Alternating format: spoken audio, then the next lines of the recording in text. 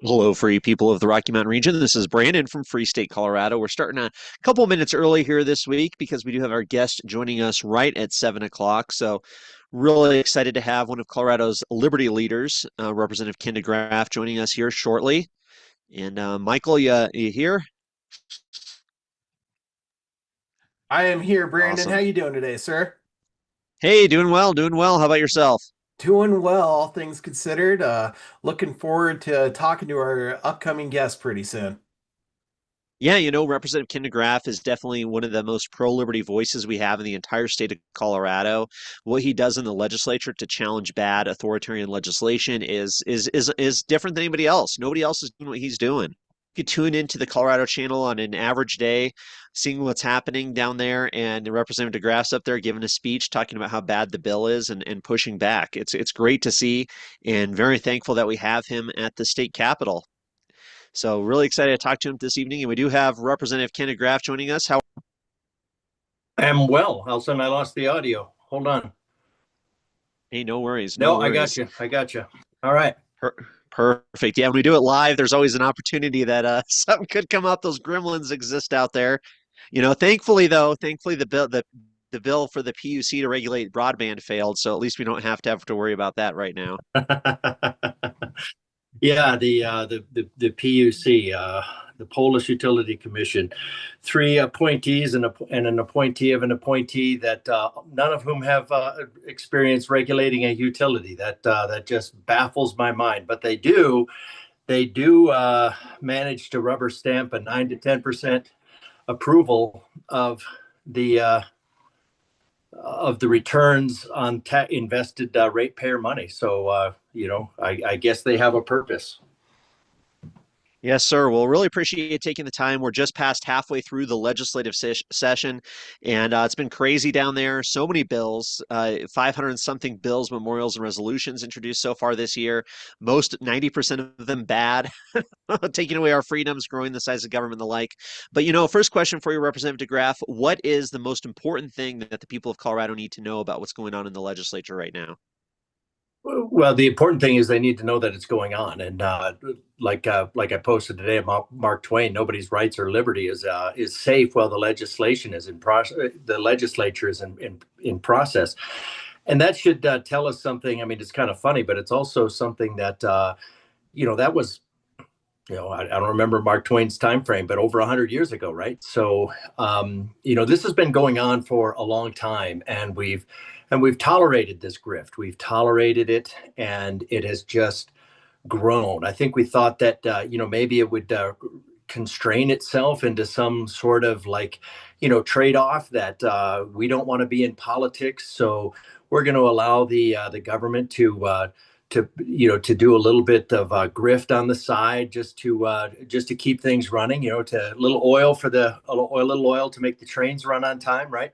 And instead, the greed and avarice has just grown, and it has grown now, and without challenge, it's really grown, and now they've embedded themselves, and it's going to take a lot to get that out of there. You see the Democrat Party. I mean, they're coming after Jenna Griswold as corrupt, but that just means they want somebody else in there right now. They were happy to protect her and happy to defend her and happy to utilize her corruption for that entire time. So that doesn't.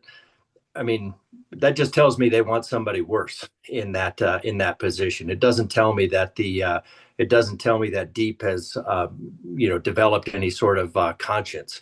So don't, they're only going to throw their own under the bus to bring out somebody worse. Like you see that in Regina English's race. She's an incumbent, twice incumbent. They're running somebody against her because she has put her name on the line for family values sometimes. And so the Democrats are willing to give up. You can see what their priorities are, because they're willing to face a primary challenger, just for the sake of maintaining the Colorado Health Foundation priority of transient kids. And that's Bill 1309 from last year. That's listed as one of their priorities. My bill, however, to improve medicine pricing, that was on their hit list. I don't know if you saw that. That was on their hit list. Graph, thanks for coming on. I really appreciate you bringing up grifting. We've seen grifting become a bit of a topic recently. My question to you is, how do we fight grifting? I know a lot of us are more or less grassroots. We don't have those big money backers behind us. So, what do we as people who care about Colorado do to combat a lot of this grifting that's going on in Colorado? I'll tell you what. I'll send you a paper that I sent to Rocky Mountain Voice, and it deals with. And then if they publish it, then you can just link theirs. But it a lot of times, people will tell me it's like, well, nothing is going to change until we fix the election system. It's like, well, the election system is not going to get fixed until you get engaged. And people will say, so we need election judges, we need poll watchers, we need people to put pressure on their counties, to go to their county clerks. I mean, look at El Paso County. I mean, what Steve Schleicher did was incredibly gutsy. I mean, he just rejected the Matt Crane pretense of being a Republican while married to a Dominion program manager or something like that, and stood up to him and said, "No, El Paso County's out." And that's a big step. And everybody and hopefully the other communities will decide to take that big step. And they need to be willing to stand up to Jenna Griswold, or whatever corruptocrat replaces her. They need to, they need to stand in unison and say that, no, we don't work for the state. The state is supposed to support us. And then when you get to things like political engagement, people want to say, well, I want big media out of the races. I don't want them affecting it, right? And it's like, well, then the way you do that is you take I'd consider myself a true values of the Republican, and you take my, I post on X, and I kind of watch to see what goes on with that, right? A few people repost it, and that's great. And then, but you know what? If everybody reposted it, and because if you just look at a factors of 10, right? If 10 people send my email update to 10 other people, 10 unique people, so maybe 20, so send it to 20 of your contacts, or 100, right? If only 10 of those contacts are unique with every jump, right? Then you get to 10,000 Coloradans inside of like 6 jumps. Well, there's only 5,000 or 5 million Coloradans. You get to 10 million Coloradans within like 10 jumps. So we can beat the media. We just have to be willing to share the news. And people are like, well, I don't want to get political. It's like, well, you're not political, because you are engaged in the political process one way or the other. You're either investing money in politics and you're investing time, or you're losing time and money to the Democrats, who are not going to stop taking your liberty and pursuit of happiness and property until you have nothing. I mean, that is their goal. So, you can start getting engaged, and if you look at your tax liberation day, it went from early, it started off as 0, right? And we've gone from January all the way to mid-April. Well, how far down the road, how far down the calendar do we want to get before we go, hey, you know what? I'm just losing time. And you can take that time, consider that if we'd gotten involved, 50 years ago, right, to stop the spread, our tax liberation day would still be in like February. Well, then we would have an extra 2 months of non-compulsory labor. And right now we have compulsory labor essentially until April. And the money side is easy. We hear stuff about like, oh, we raised $4 million. Like, well, we have 1 million Republicans, and I think most of them don't give. I mean, most aren't engaged because they don't feel their values are being represented. And I don't think the unaffiliated Republicans are somewhere between Republican and Democrat. I think they tend to be more right of the GOP. I think they tend to be more Republican than the GOP. So I think a lot of our Republican voters are actually in the unaffiliated ranks, and they've just left the GOP because they're tired of the GOP betraying their values. So if you look at the spending power of $1,000 coming from one individual, it's $1,000, right? And one vote. But if you and that vote, that $1,000 for say the $2,000 at a pop that come from the Colorado Health Foundation, you can see who's beholden there. When you look at that comes with strings attached, right? Those are return on investment donations, right? They want a return on investment. They're not doing it because I thought that, in the first year when I first ran, it's like, oh, I got donations from all these groups. Well, then the next year when I didn't support their agenda, they no longer give to my campaign. But 1,000 grassroots voters, each giving $1, that is $1,000. It's the same, but it comes with 1,000 votes. And where your treasure is, there your heart will be also, right? There where your heart and mind will be also. So that comes with 1,000 votes. And the only thing that those votes want is a constitutional representation. So consider if we, the wildly hypothetical idea that if 1 million Republicans each gave $1 to each general assembly race, to a Republican candidate, that Republican candidate would have $1 million to spend to defeat the dark money of the Democrats, or sometimes GOP would have $1 million to do that. But it takes individuals recognizing. So what I would encourage people to do is go pull up Liberty Scorecard, take the top 15 or 20, right? And then you cut them a check based on $10 or $20 and multiply it by their Liberty Scorecard rating. Now, they're not perfect. I have disagreements with them, and we have conversations, and sometimes we vote different. Fine, but it's a metric. It's a place to start. And so let's say with Free State Colorado, you would say, if you promoted that on all your listeners, and they go, I want, and consider that Free State Colorado could only make a $450 donation to my campaign, right? But if you take all your listeners and they all write me a check for, I think it's 98 or 90, so whatever it is, like say $9.80, right? I mean, you got to be fair. So they cut me a check for $9.80. One, it doesn't get reported, which I love, because it's below that threshold. And two, they write Free State Colorado in the memo, right? And now it would only take 45 people. If 45 or 50 of you would have surpassed. I mean, that is saying that, hey, I get my news and I respect this organization. I respect Free State Colorado. Life Network could do that with all of their donors, right? Here's our list of people that are 100% pro-life and vote accordingly. Support them, right? And you support them in small donations like that. They don't come with fealty, but that adds up really quick. And most people are really looking for an excuse not to donate. Unfortunately, they'll say, well, I'll donate when there's constitutional representation. Like, all right, well, I think I'm pretty good at I'm pretty solid on constitutional representation. My detractors, today, if you were following that at all, somebody came after me and I told them, well, it's simple. If you want to get rid of me, just find somebody who will fight harder constitutionally for your life, liberty, and pursuit of happiness than I will, and I'll help them campaign. And I mean that.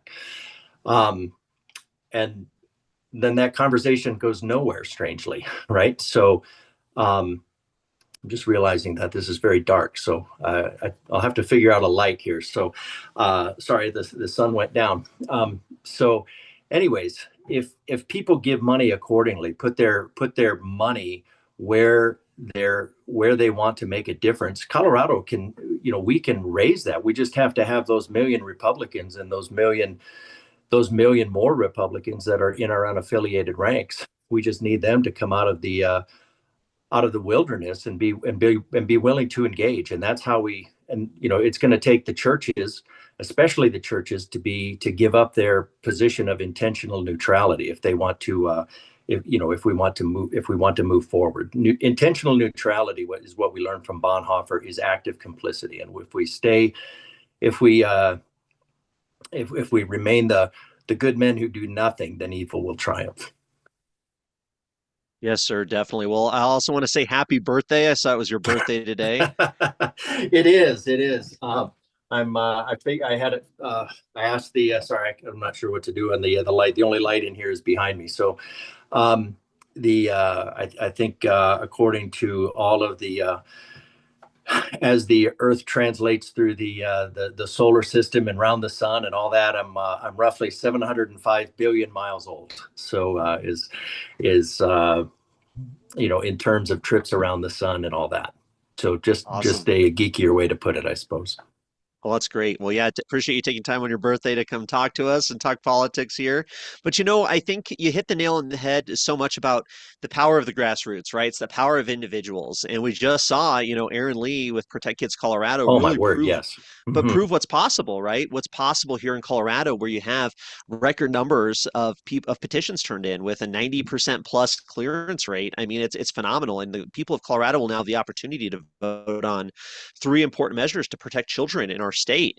And it's all through grassroots, the grassroots. So we can do it. People watching this can do it. We just got to support the good fighters, the people down there who are doing the work, like Representative deGraaf, like yourself, sir. And then, show up for some others too, flip some seats and get involved. But yeah, if everybody just did a small part, we can definitely change the state a lot sooner than maybe people might think. But it's a tall ask. And part of me thinks, like you said earlier, people have left the Republican Party or disengaged from politics because they either got frustrated or they felt like maybe it didn't matter because they were getting sold out, right? They're getting sold out by a past Republican or something like that. Or they just said, these people aren't actually fighting for me. It's all talk. It's this and that. So people get disenfranchised. They don't want to get involved. But I got to say, Representative deGraaf, I mean, you walk the walk here looking at your bills you're sponsoring this year. You've been a leader on protecting our rights with House Bill 1250, which is coming up here in April to reform civil asset forfeiture in Colorado. You've been a champion for that for years since you've been in the legislature. And then I'm really excited to see what's going to happen with House Bill 1037. I know that's still a work in progress, but that's for people who don't know, the Fourth Amendment is not a fail act. But I'd love to hear any updates on either of those bills or, the attempts you're making down there to protect our rights, protect our privacy, our Fourth Amendment. And, people talk about guns so much, and that is important. But at the same time, we got to protect our right to privacy, our ability to not have our goods seized by the government, even though we haven't been charged with a crime. So if you don't mind, I'd love to hear any updates you have about House Bill 1037, the Fourth Amendment is not for sale act, and your civil asset forfeiture bill 1250 that's coming up here for its first hearing in April. Well, the civil asset forfeiture does have in Colorado just is not as bad as some of the other states. There is potential for abuse. I met with chiefs the other day, and we want to make sure that the chiefs have the asset forfeiture as a viable means of fighting crime, right? You want to make sure that crime doesn't pay, right?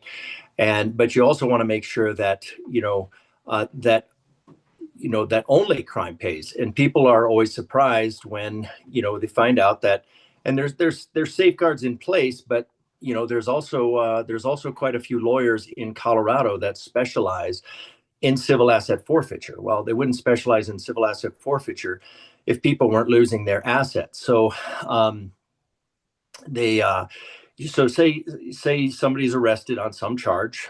We are under the assumption we operate under the presumption of innocent until proven guilty, right? And we also operate under the assumption under the mentality, or we should, that it's better that 100 guilty go free than one innocent be convicted, right? We would rather defer that justice, right? I mean, instead of making sure somebody goes to jail, we'd rather push to the other extent. Well, if somebody goes through the criminal process right now, they can be found not guilty, right? I guess they're never found innocent, but they could be, or deemed, they're just found not guilty. And so but then they could go to get their property. And, hopefully this doesn't happen too often, but there are things that are tied to it that they could go into the civil court where their property went and find out that they were guilty enough to have their property seized. So in that sense, they're being deprived of their property without What I would say without due process. Now, the Supreme Court way back in like 1994 determined that the process that you are due for a civil trial um, is civil, preponderance of evidence, or Colorado used clear and convincing, so like 75% instead of 51%. But it's still kind of it still smacks wrong that you can walk out of a court deemed to be not guilty, and then walk over to get your stuff and then be determined to be guilty enough to have lost your stuff. So people don't like that. And that's not supporting the rights. Now, I do recognize there's a tension between law enforcement and the legislature in this. And, the DAs are soundly against it. I get texts and telling me, it's like, you need to get off this pro-criminal bill. It's like, well, this is a pro-citizen bill, not a pro-criminal bill. And same with 1037. 1037 goes under the Fourth Amendment, is not for sale. There's like at least 8 other states that are looking at this.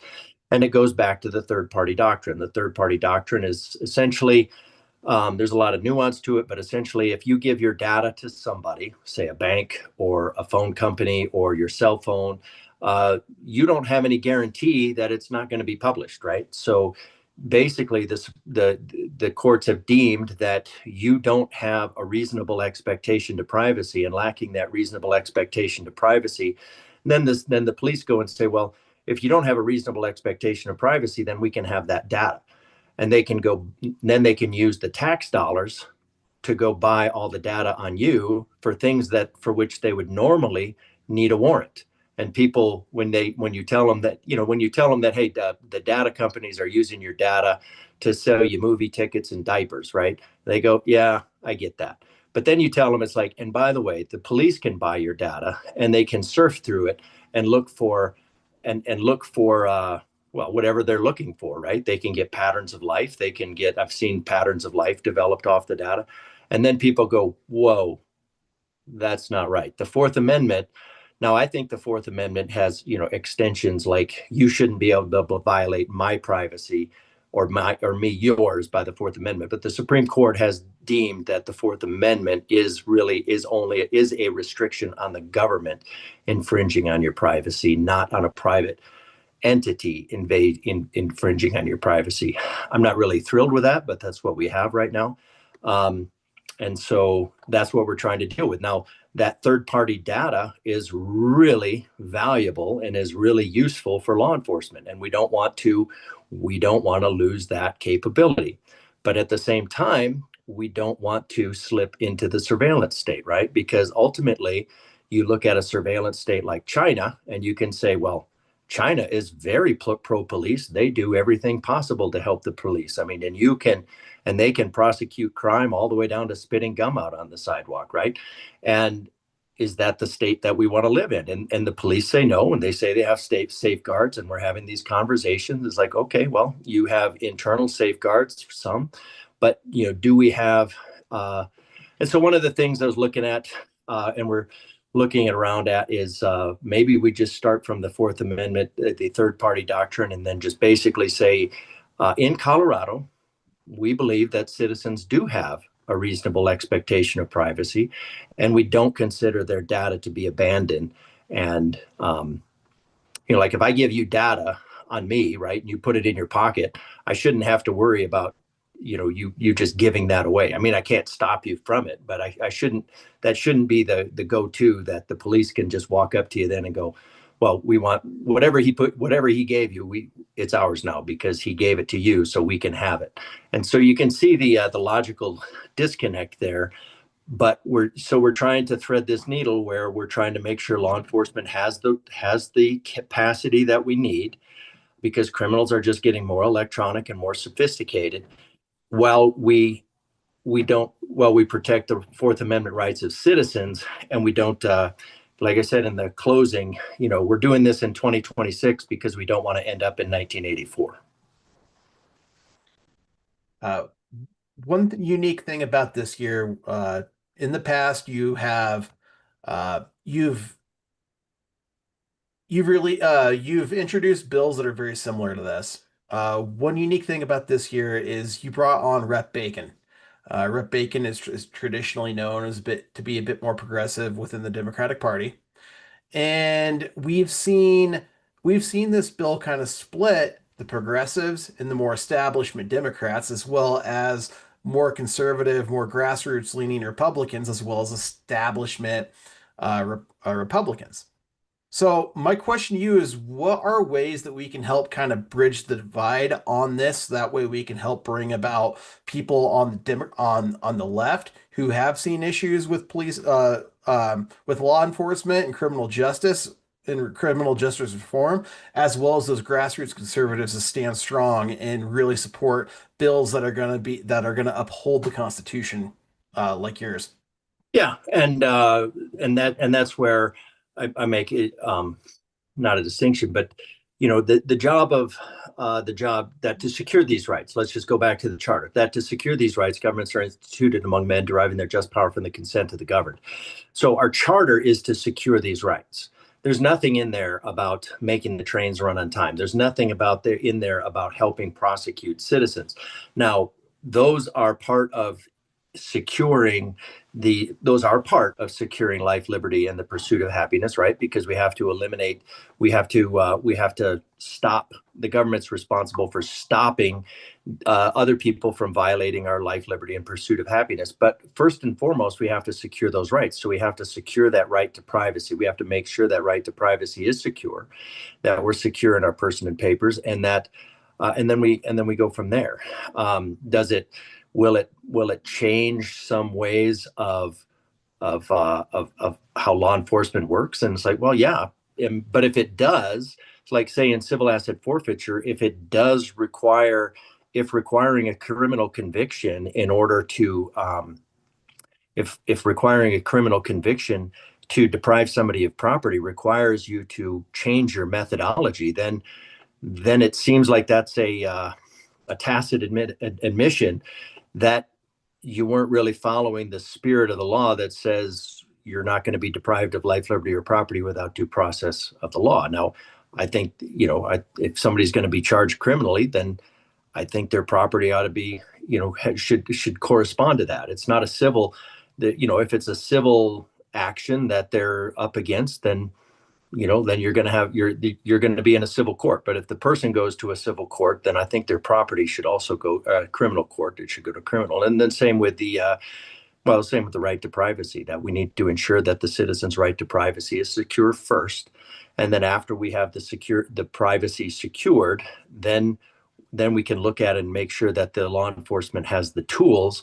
And so basically, like 1037 is just a bill that says, we want to return to having a reasonable expectation of privacy, and we're going to put these big bounds around what law enforcement is doing.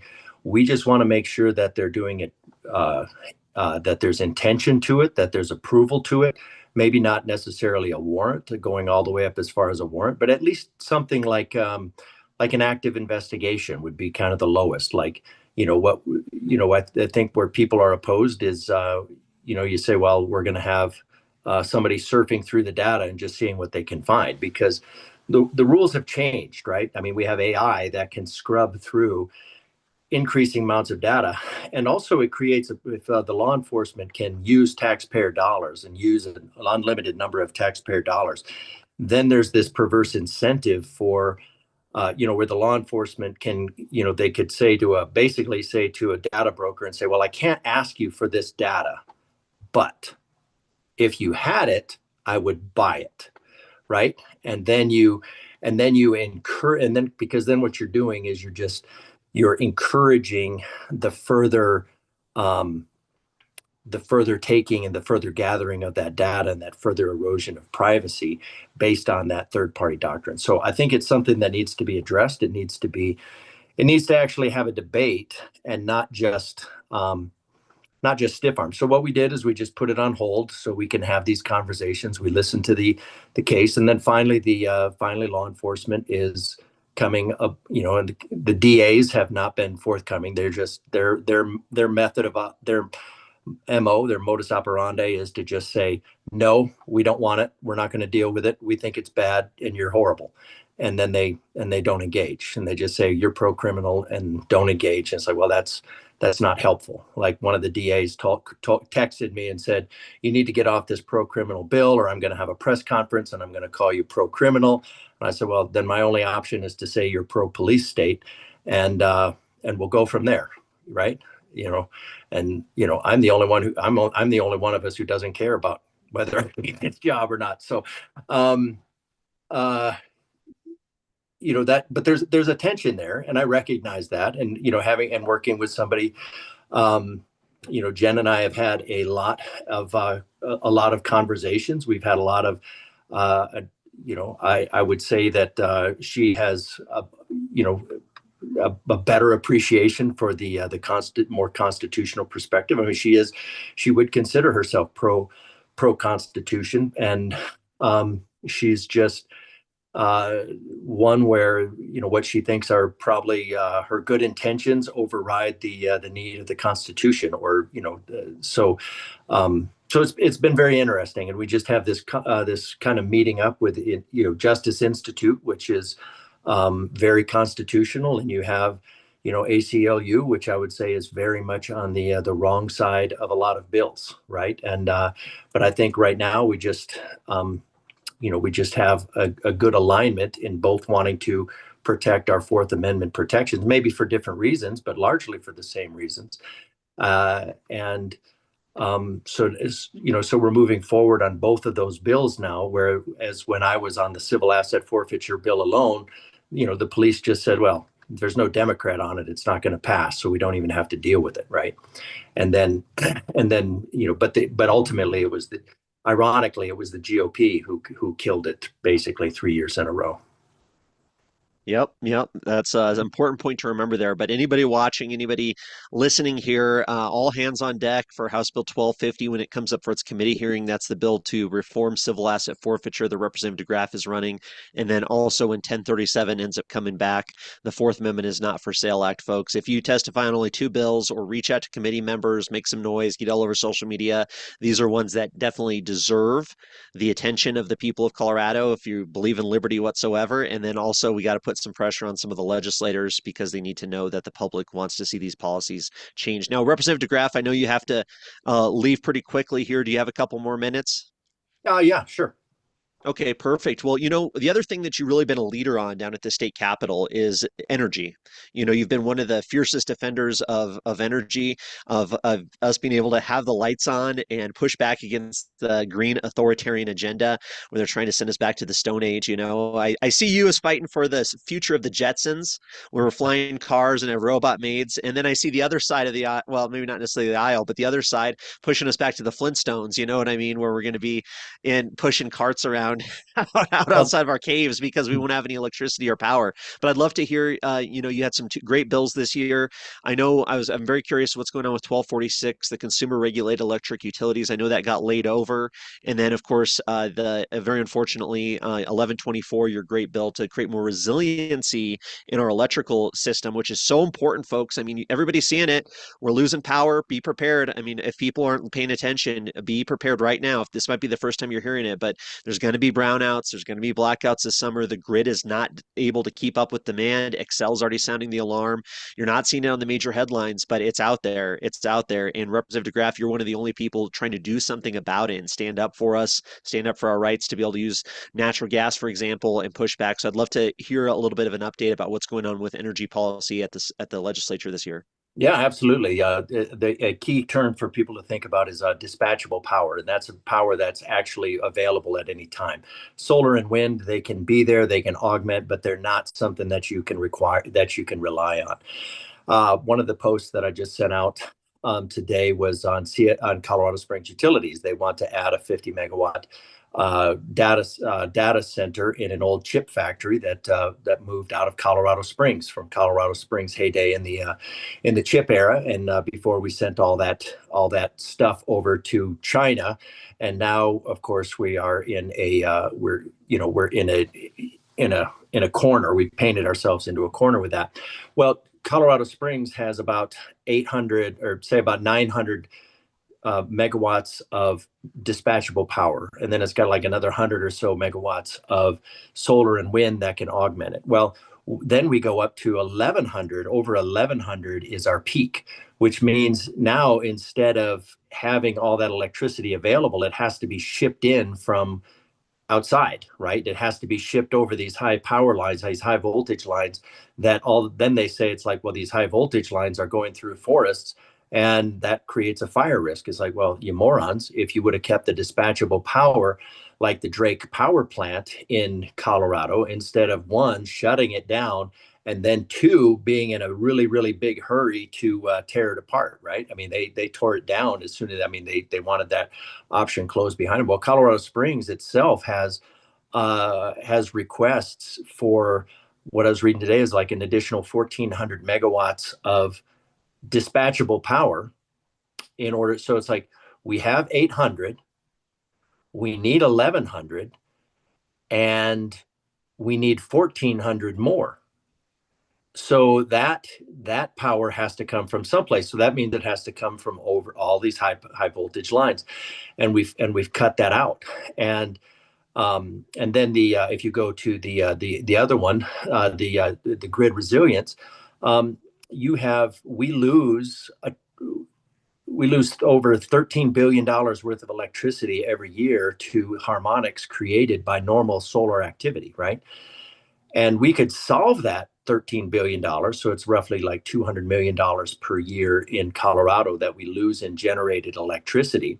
And we could solve that with $25 million one-time investment. And that's, that would hopefully be something. And I'm looking at other options to try to get that funded, because that would not only secure the grid better, but it would also return that power that we need, instead of it being lost to harmonics and making the transformers just hot and fragile. And the Democrats said no. Last year, the PUC director, an appointee of Jared Polis, said I mean, if somebody can go back and find the actual quote, the recording, that would be awesome. But she said basically that we don't want to tell you how fragile the grid is, because if you knew how fragile the grid is, you would want to fix it. And if you tried to fix it, we don't have enough money. So what did the PUC do from there? Well, because Jared's on his way out, then they accelerated their decarbonization goals, right? So they ramped that up. So it's like, okay, you don't have the grid is too fragile to handle the electricity that we don't have now. And your goal is to get rid of the natural gas that is more energy dense, and you're actually going to increase the load multiple times, right? You're going to at least double the electrical load, and just inadvertently, quadruple or more the revenues generated, because electricity brings in more generous. So when they're doing these ESG goals, it's just happenstance, not intentional, of course, that BlackRock, Vanguard, and State Street will be making big money. And then when they have to invest in these $5 to $7 million per mile of high voltage lines, and which disrupt about 25 acres per mile, those investments are done with ratepayer money, right? Only they're advanced by the big investors, and then they're paid back by increased utility bills, right? So they have a guaranteed return. And then the PUC says, oh, because you're willing to front the money, because it's debt that we're not allowed to have in the state, in that we are. So then they authorize them 9 to 10% return. So they get a high risk return for a no risk investment. And the two bills that we had recently, one was Steph Lux on the eminent domaining across the state. The PUC is just rubber stamping XL, and XL does all this stuff. We're being a good neighbor, but you listen to the people and they're like, XL is not being a good neighbor. XL is sending out their little their mercenaries, and they are just raping the ecology of Colorado. And it's almost listening to some of the people, it's like, this is beyond just for the greater good. This is just absolutely malicious. This is the way they're doing some of the eminent domain. So those bills kind of go together. 1246 is going to come up again. It was laid over. Uh, I've been working on a strike below to try to address the other the concerns that were brought up. Maybe some assurances for labor. But right now, Colorado doesn't have for a data center. If you look at that article that I posted today, these data centers, they need to build data centers where the electricity is already, which means it's where the people are. So it means they're going to just be building these high generation things where where we could have housing, right? You could have housing along the I-25 corridor. Instead, we're going to have these big data centers instead of building them 10 miles out of the city where they're not, you know, they're not intrusive or something like that, but that it would otherwise take 5 to 7 years in order to get the permitting to get out there. So, and of course, when you're tapping into the electrical load that is now competing with the citizens, that there's not enough, then how are you going to do that when the peak loads hit? And it's like, well, that's what the smart meters are for. The smart meters are for turning you off in order to keep the dispatchable power going to the large load users. So the citizens, so they should be writing to their representatives, especially on the Energy and Environment Committee, saying that now I don't have, no surprise, I don't have big money campaign to send out like an email, fill out this email and go through this process and send an email to your representative. But right now, the lobby corps is highly represented on the Energy Committee. They've already told me. The Democrats, I think the Republicans are going to stay with me on this one, but the Democrats have already told me that they are going to shill for legacy energy. They are going to they are in the tank for crony capitalism, and they will be voting this down, which means that all of these data centers that want to come in will be competing with you keeping your refrigerator on and air conditioning on during the summer. And the Democrats, the PUC, Jared Polis, and all of the Democrats have determined. I mean, one of them, Leslie Smith, on the in her quote where she just said, "Well, I don't, a blackout for multiple years with a Carrington event. And you can look that up, 1859. That wouldn't be such a bad idea. That wouldn't be so bad. I mean, we had 3 days of blackouts, and I didn't think that was so bad. So I think the utilities can handle a Carrington level event where it knocks out the electricity for 40 million people for 2 years. I think that'd be okay.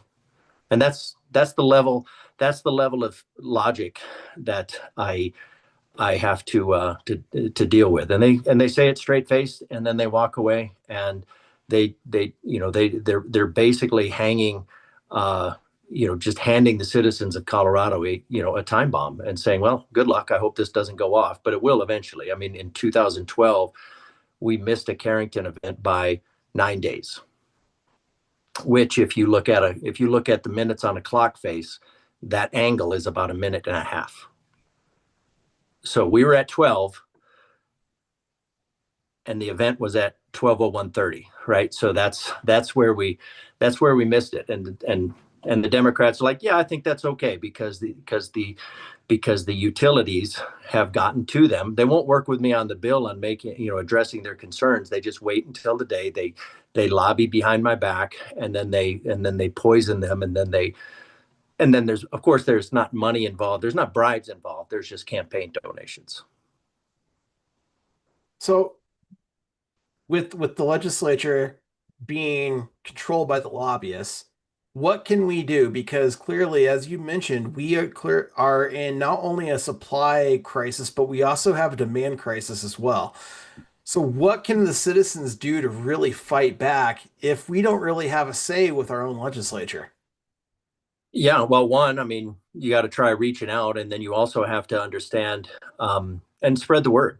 The citizens of Colorado, the Democrats are largely they just live in an echo chamber where Kyle Clark tells them what to think, and they go off and that's what they think, and they think they're getting balanced. They're not going to be, Excel's not going to tell them that all this infrastructure they're adding is useless, right? I mean, we've added $17 billion worth of infrastructure, roughly $700 million per year. we've increased our total energy by about 2%, and we've reduced our dispatchable energy by nearly 40. Those are things that the citizens of Colorado don't know. They don't understand. They don't know that, the Democrats are smiling in their face, promising them everything, and they've got a shiv in their spleen, right, in their kidney right there. So that they're actually killing them slowly. And who does it hurt the most? Expensive energy hurts the people who are energy dependent, right? That hurts them the most. I mean, if everybody spends the same amount on energy roughly, well, then it's going to hurt the poor more. And the poor are going to be the ones that tend to drive more. They're going to drive for work. They're going to drive for their job. A lot of the well-off individuals are, it's like, oh, well, I don't drive to work every day, so they save money on gas and all that stuff, and they just stay home in their nice little bubble, and they spend a significantly lower portion of their income on energy. So it's just another assault and the idea that the Democrats are in favor of the little guy, and they'll say, well, we're trying to give a tax break to them to cut, like reduce their pain around the margins by taking more money from the economy. They do that at the same time that they are actively undercutting their monthly budget by hundreds of dollars. So they'll promise them pennies while charging them hundreds of dollars extra in order to meet all of their mandates. What a great analogy there. I can't help but think about all the anti-business bills we've seen this year and years past, where it's like, hey, we're going to give a new tax credit to somebody. They're going to get an extra $50 a year. Oh, but your employer just left the state of Colorado, so you don't have a job anymore because they can't afford to stay here. And it's like that's the bigger picture, full picture thinking that most legislators unfortunately don't have, and most people don't have. I think for a lot of it, it's been absolutely wild. I really encourage people to watch the committee hearings and like listen to these people who are passing these policies and just be like, what what do you think this is going to do, or what are you trying to do? I mean, it's like talking about a red pill, watching these and you're like, these people are passing laws and they're changing it. It's absolutely ridiculous. But Representative deGraaf, you've been a phenomenal fighter, and just want to say so many good comments on online, so many comments in the chat tonight. Just people wishing you happy birthday, wishing you well, and saying that everybody's so thankful for you because you are definitely one of the people there that's the most dependable, reliable voice for liberty, and you're always up there. And it's always a good day when you're down at the well telling them what's going on. And I think it's great, And I guess what words of encouragement do you have for people? And then kind of a two-part question here. And then somebody in the chat too, Mike Dickerson, a friend of mine, was asking about secession, ultimately, the 51st State Initiative. Years ago, there's some Weld County activists trying to come up with a plan to say, let's leave Colorado, maybe we join Wyoming, maybe we leave the state and create a new state. But, I guess, obviously we want to try and reform the system we have, but, and this is kind of a broader question, of course, not as much dealing with the state legislature, but just generally speaking, this idea of secession, of maybe we need to kind of split up. If we have these irreconcilable differences, just a fundamental philosophical difference we have with each other, maybe it's best that we, you do your thing, we'll do our thing over here. I mean, I just love to hear your perspective on that. And maybe it would be, but I think you have to look at the level of lift of something like that, and it's going to take a lot more. So let's put that effort into convincing the citizens of Colorado. Let's go out and win the precinct, right? I mean, all this really takes is each one winning their precinct. There's roughly 2,000 precincts. There's roughly 2,000 voters. That's 4 million voters altogether. And if each person took that on themselves, it's just like when, I see these things where people are like, oh yeah, we're going to go to war. We're going to have civil war and all that stuff. Is like, you're saying you want to have a civil war, but you can't get off the couch to vote. Who are you trying to kid? Like, you're going to all of a sudden, you're all of a sudden going to red dawn this thing. And, but you won't go to caucus and assembly, right? It's like, and I get it. People are like, well, it's going to take it's going to take getting all the bad politicians out. It's like, it sure will, but you're not going to get bad politicians out until we engage. Vigilance is the price of liberty. Apathy, slavery is the price of apathy. We chose apathy. We're here. Mark Twain, just like I said at the beginning, he said, we've been tolerating this for a long time, and it's going to take some effort to get out of it. And we have to make a determination whether that effort is going to be worth if we're going to commit the effort, or we're going to be the proles of 1984 that just go into, watching sports and drinking, bread and circuses. Those individuals are harmless to the state. But what the state fears is people who are politically engaged. And, so what we need are people that get engaged. We need, when people, they complain about big money, they complain about media, and it's like, no, none of those. What killed the state is apathy. And what's going to save the state is engagement. And that's not, you can't make anybody else engage. You can only engage yourself. You have to realize that the grift runs the Capitol, right? I mean, that's the money. They're there to represent their interests. So we need citizens who are willing to put in their money and time if they want their interests represented. And they can't just complain that the grift is not representing them. It's like, well, the grift, there's room for you. You just have to, you have to sit down. You have to put your treasure on the line. You have to put your time on the line, and it can be turned around. If we look at our certain self-evident creator endowed rights, God gave us we were given a rowboat, not a life raft, right? It's, this is not a pray for a favorable breeze to blow us to liberty. It's like we have a rowboat. You need to sit down, shut up, grab an oar, and start pulling in the right direction. Unfortunately, we have the Republican Party, which is awesome, but we also have unfortunately, not all of the GOP is Republican, and so we need to be discerning. We need to be discerning in our vote. We need to be discerning. Doesn't mean we need to destroy each other. We just need to recognize that some in the GOP are not going in the direction of. We might be going in 80% in the same direction, right? We might be diverting.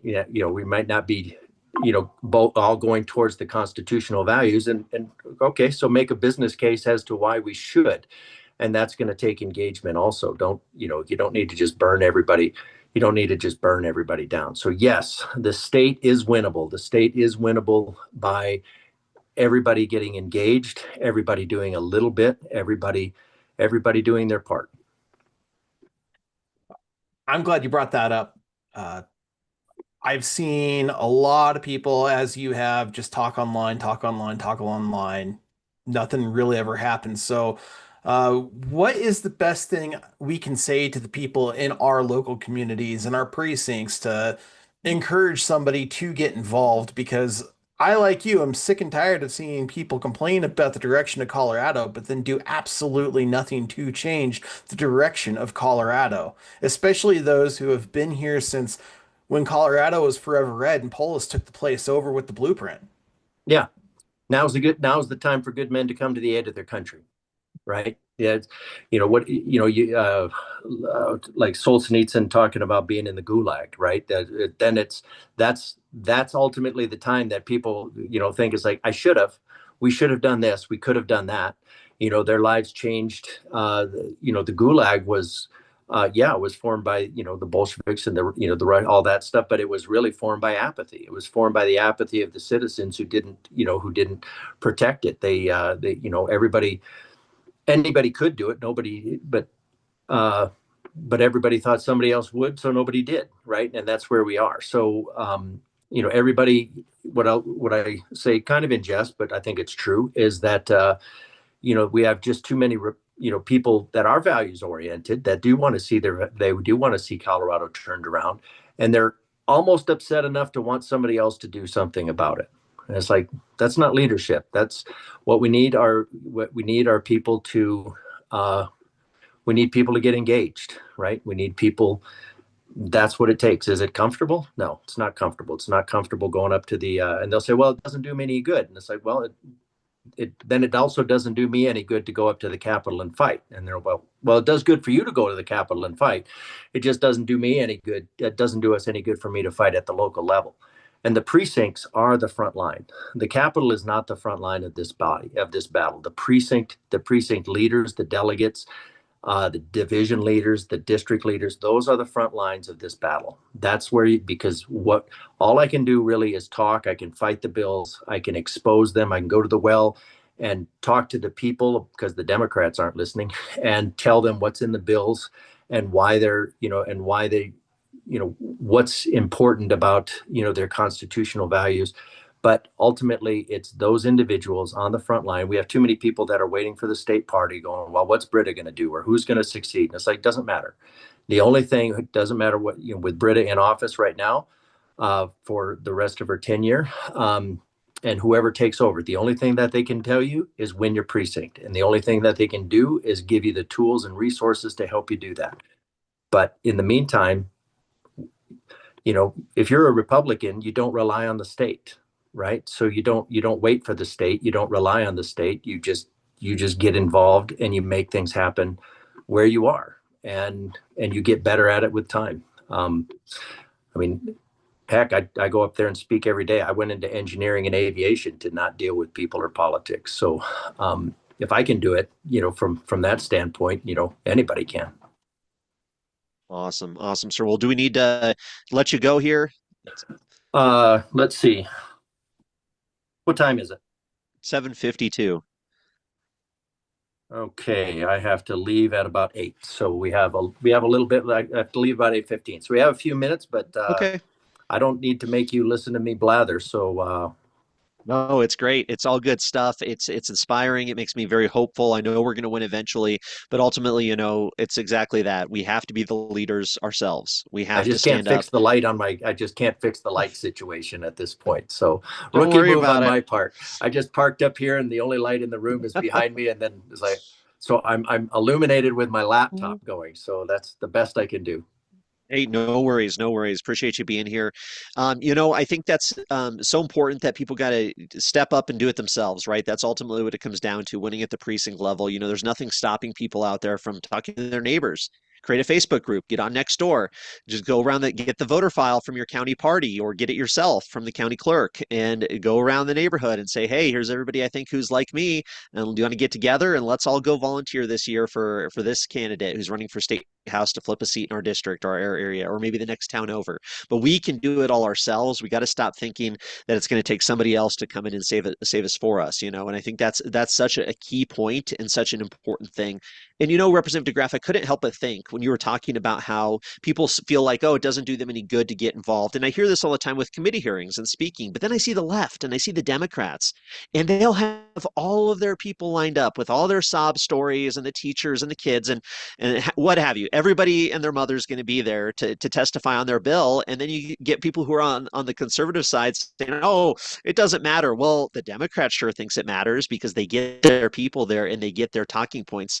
And we've heard it all the time where people say, hey, nobody testified against this bill. Nobody is opposing this bill, and we're just going to let it go through. So at the very least, people could show up, get involved. And also just on the left side too, they're playing the long game. They'll go down there and they'll fight and they'll fight and they'll fight. Maybe that bill won't pass this year, but they're not going to give up for years to come. And we need that same kind of tenacity and commitment on the pro-liberty side, I would say 100%. So, I appreciate everything you do. Any other words of encouragement for people here in Colorado? Well, on the committee hearings, you're absolutely right. And one of the best things that the best reasons to go down is to see that, because when I went to the Capitol, I just thought, well, maybe I could go make a better constitutional or logical or scientific argument, and then that, and you have to go down to believe it, and people say, well, it can't be that bad, and I think it is, but then I have to realize that my brain goes, it can't possibly be that bad. And then I have to basically shake the fog out and go, no, you go up to the Capitol every day. You know how bad it is. So I do recognize the dissonance that's there, that we don't want to believe to the level, to the extent to which the politicians, on bipartisan, have betrayed us. But going to the committee hearings, it's one of the really good things about going to a committee hearing is recognizing that you see all, and now sometimes when there's enough participation, they will lay over a bill and they'll cancel it, going, because they'll wait for another day. They'll wait for, because they're really good at pushing it right up until conservatives almost think about the possibility of getting off the couch and getting engaged, and then they will back off, and then we tend to sit down, and then we wait, and then it takes that much more effort to get up the next time because we've been inured to it. But to go to the Capitol, give your 2-minute speech, and state the obvious, throw in just throw in your common sense. And when they vote it down and you just go, huh, they really don't care about the citizens of Colorado. They are voting for their ideology.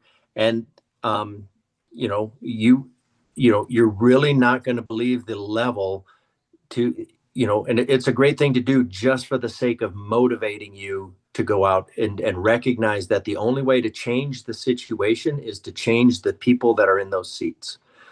That is the only way to change the situation. You know, now I think I've made some headway, like with conversations with a lot of them. I mean, they have come up to me and like, I never thought about, you know, if a good intention was a good idea, it wouldn't need a gun.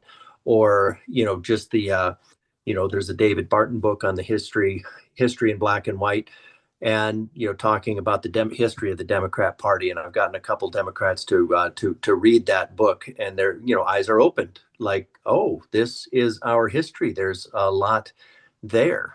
And, you know, so, you know, but it takes, you know, it takes being involved, it takes engagement, you know, and, you know, if you look at it from a biblical standpoint, you know, faith comes by hearing, right?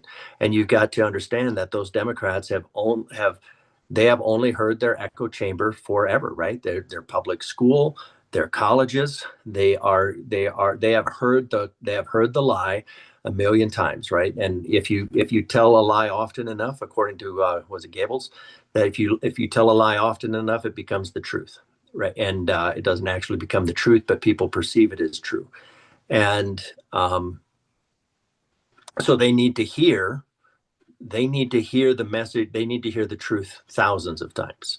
And the only way that they're going to hear that truth is for people to go in person or go on the wall, have their 2 minutes, speak the truth, and then don't worry about the results. Speak the truth and don't worry about the results. Don't grade yourself and say, well, I didn't convince them. I don't have a law degree to give them the full argument. Just go up, speak 2 minutes of truth, and ultimately the truth will either have an effect or it won't.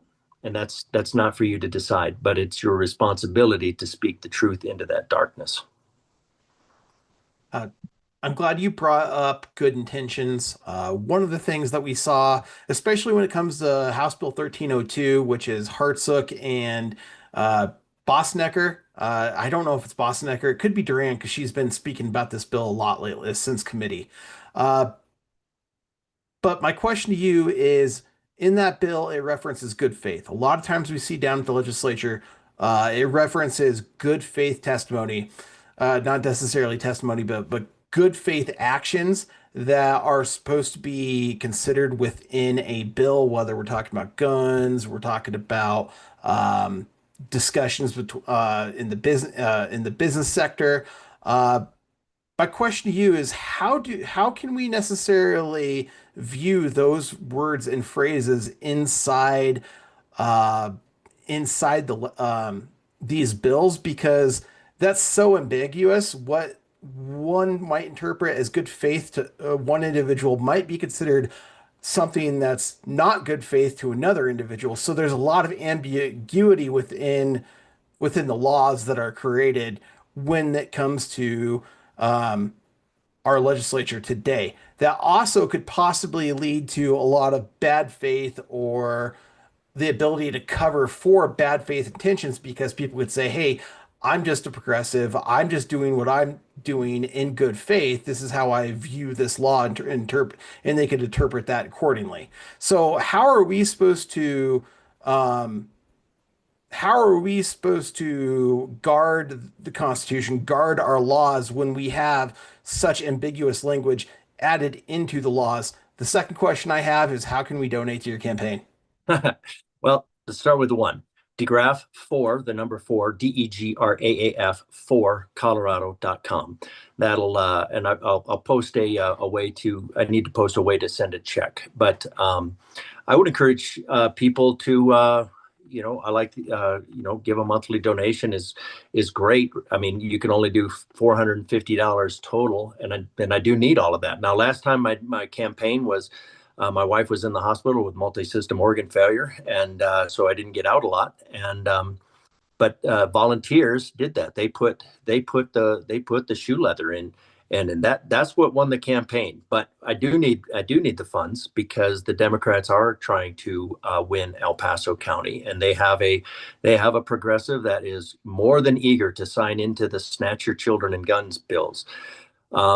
So yeah, it does allow you to, if you want to do a custom amount, look up my Liberty scorecard. I can't tell you what it is right off, and then make that a monthly donation. That would be awesome on two levels. One, I need the funding, and then two, it's a great it's a great way to indicate, and then it's a great way to indicate the grassroots, support. Now, onto the good faith. The only thing that you can do there, because you're right, you spoke it exactly. Like the progressives will say, well, I think their good faith estimate of how to save Colorado is for them to take all of your property and all of your money, and then allocate it back out to the citizens of Colorado through their nonprofit and non-audited government organizations, and prepare a nice little shipping container for you in transit-oriented housing. Right? They believe that. I don't think they're just doing that out of some, they believe that's true. So the only way that you can actually do that, I mean, because the laws, you're right, are written in a way that, there's a lot of ambiguity there, especially something like good faith. And even where it's more specific, they violate it. So the only thing that you can do is you have to change the seats. Now that means we need people that will volunteer for those seats, your community seats, your city council seats, your school board seats. And we need the voters to get engaged, right? It shouldn't, I mean, when we have the majority of voters, I think that are grassroots, it shouldn't be so hard to get, it's difficult to get values representatives in those positions, because the values voters are largely absent, and because they say, well, I don't really want anything from government, so I'm not going to get engaged in government. Well, the values voters need to know they need to be involved in government. They need to be engaged, not to get anything out of government, but to stop the progressives from taking everything.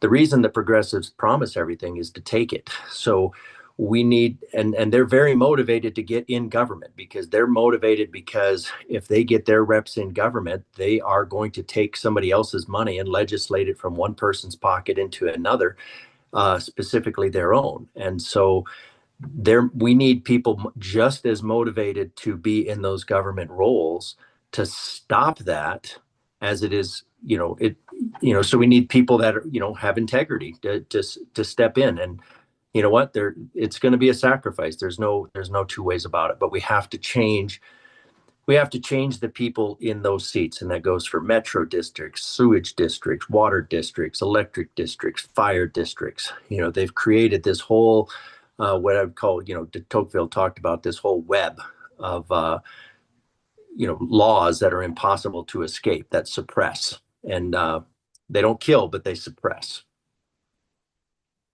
Did I answer that? Awesome. Absolutely. Okay. Well, thank you so much, sir. We did get a comment here from Colorado Jeeping Girl saying, you're not in my district, but Colorado needs you. I never donate to politicians, but good sir, you will be getting my money. Thank you for fighting for us. Happy birthday. Oh, thank you very much. Let me address that before we go. All Colorado representatives, my badge, every Colorado representative, their badge says state representative. I am a representative for the state, the citizens of the state of Colorado. Everybody in Colorado is my constituent. I am from House District 22, right? Now, I try, make sure that's basically my job is to protect the rights of citizens, and it is also to especially protect the rights of, the citizens of House District 22. But I do represent. And I think that's easy when you represent constitutional values. You represent all of the, some of the, like you're a mobile, passing a bill and saying, well, I have some very wealthy donors in my district that want me to pass this law. It's like, well, you actually are supposed to represent all of Colorado, not just the wealthy district, not just the wealthy donors in your district. So for Jeep and Girl, I appreciate it greatly. Thank you. But while you cannot vote for me, I vote for you every day. Awesome. Well, thank you so much, sir. Really appreciate you taking the time. Great, good luck. Great job so far this legislative session. You're in the home stretch. So good luck to you, sir. Keep up the fight. Just know that there's a lot of people on the outside watching you down at the well every day, listening to you in committee hearings, and we're very grateful and very thankful for you. So happy birthday, sir. I really encourage people to contribute to you, especially on your birthday. What a great gift. And just thank you for everything you do. I appreciate it. I'll see if I could get my light fixed instead of instead of counting on the natural illumination. So we'll get it squared away next time. Perfect. Perfect. All right, sir. Well, have a good one. Appreciate you. And I'm sure we'll talk to you again soon. All right. Looking forward to it. See you guys. See ya. Take care. And people on the live stream, don't go anywhere. We still have a lot to talk about tonight. We're going to get into some of next up on the agenda. We're going to get through some of the bills going through the legislative session this week. There's not too many of them, but we just want to highlight some of the important bills that are going through committee. It'll be pretty interesting. And then we're going to give you updates at the end here at the end of the hour about some of the biggest bills going through the legislature. So you might be like, oh, what happened to that gun bill? What happened to that bill about our taxes? What happened this? We're going to go through, gosh, a big number of bills and go through them to see, giving you that update of where they're at. So, folks, this is information you're not getting anywhere else. But yeah, Representative deGraaf is a rock star, definitely the Thomas Massey of Colorado, somebody that we are lucky to have serving. We need more like him. We need 100 more like him down there. I guess 99 more like him down in the legislature because there's 100 seats. But please contribute if you can to his campaign, especially for his birthday. And yeah, what'd you think, Michael? I thought he was great as always.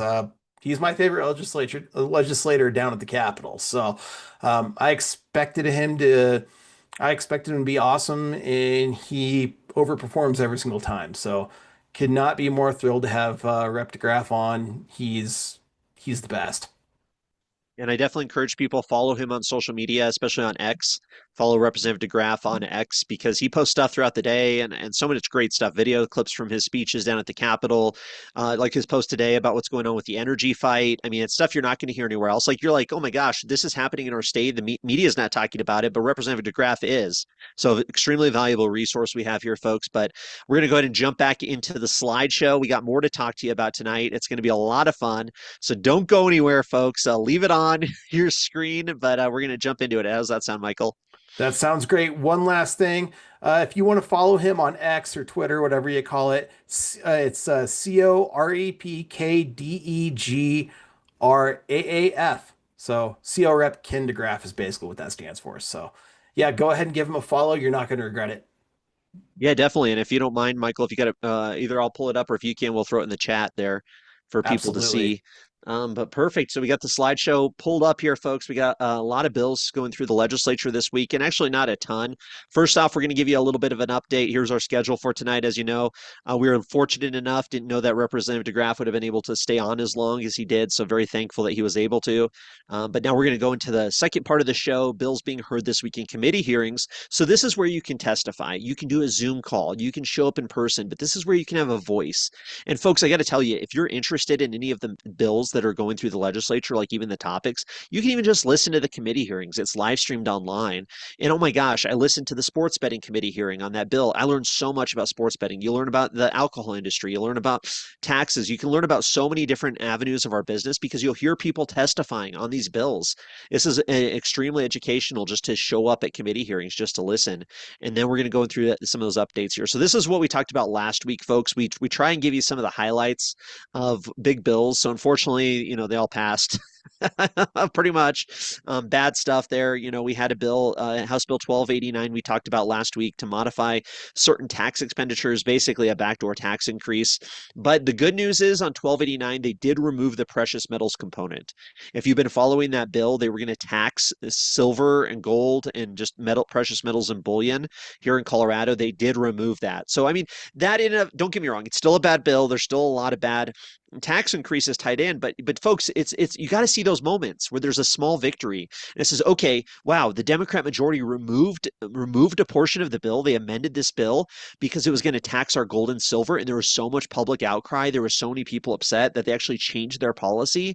That's real, folks. These are things that can happen. We saw some bad bills die last week and recent. It's like these bills can fail in the legislature. They can. It really is inspiring to see it happen, or, it gives me a lot of hope. Another bill that did pass, unfortunately, was a horrible bill, 1206, improving funding to support development, basically allowing county and municipal housing authorities to ask for a tax increase to fund affordable housing. House Bill 1206 is basically the funding mechanism for House Bill 1001, the bill that Jared Polis signed into law last week that he was bragging about. Also last week, of course, we had House Bill 1302, the letting CBI set their own hours, which could potentially delay background checks, did pass out of committee and did pass on second reading on the House floor. Should be going to the third reading here on Monday, probably. And then last Tuesday, just these are the updates from last week. House Bill 1327. Oh my goodness, folks! If you want to see how horrible these legislators are, listen to these committees, and you're going to be like, these people have no clue what they're doing. House Bill 1327 is going to basically create a tax on large employers like Walmart, Target, like these big companies with over 500 employees in the state. Basically saying, if any of these employees of yours, part-time employees, are on Medicaid, then we're going to charge you an extra $2,500 per employee. And you listen to this committee hearing and they're like, well, why did you decide $2,400 or $2,500? And she's like, oh, it seemed fair. It seemed right. We kind of just, it's like so arbitrary. And then you listen to the legislators talk, and you listen to the Chamber of Commerce and all these business people talk and be like, these are going to cost jobs. Like, businesses are going to leave the state, and these legislators just are so clueless. It's wild to watch. And then this last Thursday, we had the House Energy Committee talk about this data center bill, and that's been obviously a huge hot topic. That bill did get laid over. There's a lot of regulation. The reason I was opposed to House Bill 1030 was basically it's government intrusion into the market, picking winners and losers, saying, hey, listen, you got to follow all these rules, and then we're going to give you all these tax benefits and this and that. And it's like, just let the market decide, let the market figure out. But we're going to move on here. But Michael, any thoughts on this before we move on the bills from last week? Oh, you're muted, Michael. Oh yeah, thanks. Yeah, I mean, I agree. I was glad to see the precious metals exemption continue to be protected through via an amendment, but that's another absolutely terrible bill. I really like what Rep. deGraaf said is it's a Baskin Robbins of no votes, and he gets to vote no 31 different times all in one bill. I thought that was a pretty fantastic little comment that went a little viral. But yeah, absolute barrage of terrible bills just continuing to pass through the legislature. I see a lot of, and it's not necessarily that these are small bills. I'm really concerned about what's going to happen in 1302. We're seeing a lot of infighting. We're seeing a lot, especially on the establishment Republican side. We saw establishment leadership. We saw Barone. We saw Caldwell. We saw, um, uh, I believe it was Rep. Winter as well as Rep. Bradfield all vote in support of 1302. It was really concerning to see that big split. But those were the only four Republicans that voted for it. But it was all four establishment and moderate Republicans versus everybody else. So I hope that we don't continue to see a bigger divide that helps a lot of terrible Democratic bills get pushed because there might be some sort of wedge between the establishment and the grassroots. That's one thing we can't see happen in Colorado because it is going to get worse, especially if we see Republican leadership get a little vindictive and say, okay, well, we'll go ahead and screw over all of Coloradans because the grassroots are pissed off at us. Well, if that's the case, then we're going to have an even tougher time in 2026 because the people are watching those votes. So I'm really hoping that we can see everybody come together and we can really push back and we could see wins against something like 1302. So that's my big concern from the week is what's happening down at the Capitol when it comes to especially the health of the Republicans. And we heard it. I mean, not all Republicans down there are not all the GOP is Republican, as Rep. deGraaf said. Definitely. There's so much we can do. We can win on the margins here. But, folks, we're going to talk about some of the bills of the week. So, these are the bills coming up in committee hearings. And, folks, even if you can't testify, you're like, oh, this is a really important bill.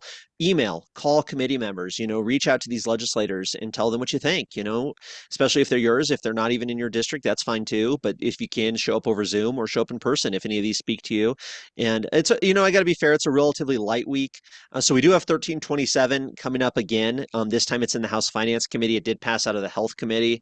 We won't spend a lot of time on it because we did talk about it last week here. But this is this bill, folks. But it's absolutely insane. Okay, it's $2,300 fee. It's really a $2,300 tax on any part-time worker, basically, who works 20 hours or more. Um, who is on Medicaid, they're going to basically fine the companies. And of course, it's Lisa Foray, Kyle Mullica, two bad idea factories down there. Horrible bill. And I really encourage you folks, if you can, this is Monday, March 30th in the House Finance Committee, testify or just even listen. Listen to the committee hearing, and you're going to be very interested to hear what they have to say, I think. But this is a horrible bill, really bad one. Really hoping it doesn't go anywhere, because this would be devastating to our business community here in Colorado. And it was very interesting. I mean, we had Democrats vote against it too in the other committee. So I think there's a good pushback, and we'll see what happens with this. Any thoughts on this one, Michael? This is a great opportunity to push back and talk with your representatives. Send them a call, send them an email, and let them know.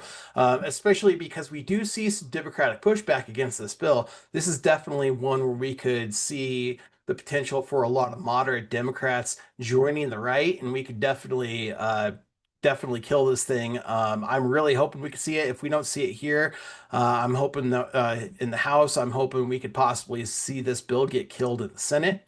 But yeah, definitely reach out to your representatives and let them know this is a terrible bill. This is going to crush the Colorado economy. Absolutely, absolutely, folks. And then on Tuesday this week, so this is being heard in the House Health and Human Services Committee, House Committee Room 112. So that's on the first floor of the state capitol. And, there's a lot of course, our healthcare system's totally screwed up in Colorado and across the country. Of course, we all know that. That's not debatable, I think. But of course, I'd say it's because of government intervention, right? Whether it's Obamacare or any of the other myriad of regulations and things that the government has done on all levels to really try and manipulate the medical industry. And it's created all these problems, right? So you get these well-intentioned legislators down there, of course, some of the most far left ones down there, Junie Joseph, Javier Marbury, Aman Jode, and Mike Weissman. I mean, absolutely some of the worst in terms of our economics or free market perspective. Bad news. So it's very interesting because this is one of those bills that's like, yeah, there's a problem that government creates, and then government's going to try and solve the problem. But just briefly here, House Bill 1267 that's being heard on Tuesday will expand the impermissible collection actions that medical creditors may utilize in collecting the medical debt, including targeting non-patients, seizing personal property or retirement assets, garnishing wages, threatening arrest, deportation, or immigration consequences. Wow. Or reducing a patient's bank funds below a protected threshold. It also establishes affirmative obligations for healthcare facilities and medical creditors, including verifying the patients have been screened for public insurance and financial assistance, and offering reasonable payment plans to all patients. Medical creditors must also provide at least 30 days notice to a patient before collecting, transferring, selling, or assigning a medical debt. So don't get me wrong, folks. Like, I'm no fan of big medical industry. They're the big pharma, the big hospitals, all of their lobbyists have made our laws a lot worse. Don't get me wrong. A lot of people are put in really bad positions because we have insurance companies and medical companies colluding with the government, colluding with them to raise prices, to just make lots of money, more than they would under a free market, if you ask me. So don't get me wrong. I'm not trying to defend them out there, but this is just an example here of how our state government comes in and says, okay, well, we know there's a problem. People aren't being able to pay their medical debt. Like, that's a serious issue. So we're just going to say, well, let's make it harder for people to collect that medical debt. This is addressing the symptom of the problem that's going to create even more problems, right? That's ultimately what it comes down to. Because now, obviously, you're increasing costs on the medical companies, because the medical companies, the hospitals, whoever, are saying, well, we can't recoup those costs. If somebody, we provide this service, and so now we got to raise prices even more because they're not going to pay back their debts. So it's like you're just creating this cycle, this perpetual cycle where things just get worse and worse and more bureaucratic, and it becomes this horrible situation. And that's just just an example, folks. I just want to bring this one up just because it's one of those bills that really fundamentally demonstrates just how bad our government has screwed up our medical industry, and how a bill like this to say, well, okay, yeah, listen, people can't pay their medical bills, but you can't make them pay either, you know. We're going to make it harder for people to collect their medical debt. And it's like, well, that's not solving the problem, folks. But anyways, I just wanted to bring this one up because it's such an interesting case study in the failure of government ultimately. What do you think, Michael? I think the biggest question that we need to be asking ourselves is what happens after this passes? And there are businesses that are in the medical industry that are struggling, and then they can't continue to exist. Coloradans need healthcare. And if the healthcare industry absolutely gets swamped because of all the regulation that attacks the healthcare industry and hospitals and other companies that are that are working to actually help people live, what's going to happen? We're not going to have any. We're going to lose hospitals. We're going to lose other. We're going to lose these other innovative companies. And what's the next step after that? Single payer. So I see this as another way to make it harder and harder and harder on the medical insurance industry, on the medical industry as well, because all they're trying to do with something like this is drive up prices, drive up prices, drive up prices to the point where nobody can actually afford to stay healthy. Or if they do have an issue, they're no longer allowed to treat it. So I definitely see this as the another bill that puts us on the path to single payer healthcare.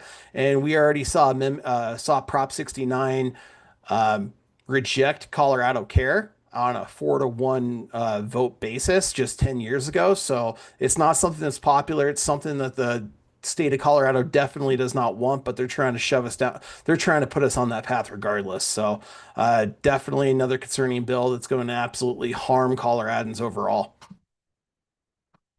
Definitely. And that's a great point there, Michael. So many of these bills make things worse and worse and worse. And then you get the legislators down there, these lefties, who say, oh, see, the market failed. The free market failed. So we need to come in and do this. It's like, well, no, we haven't had a free market in healthcare. It's probably for 50, 70 years or something in the United States, probably even longer than that. But it's like now all of a sudden you're requiring these healthcare facilities.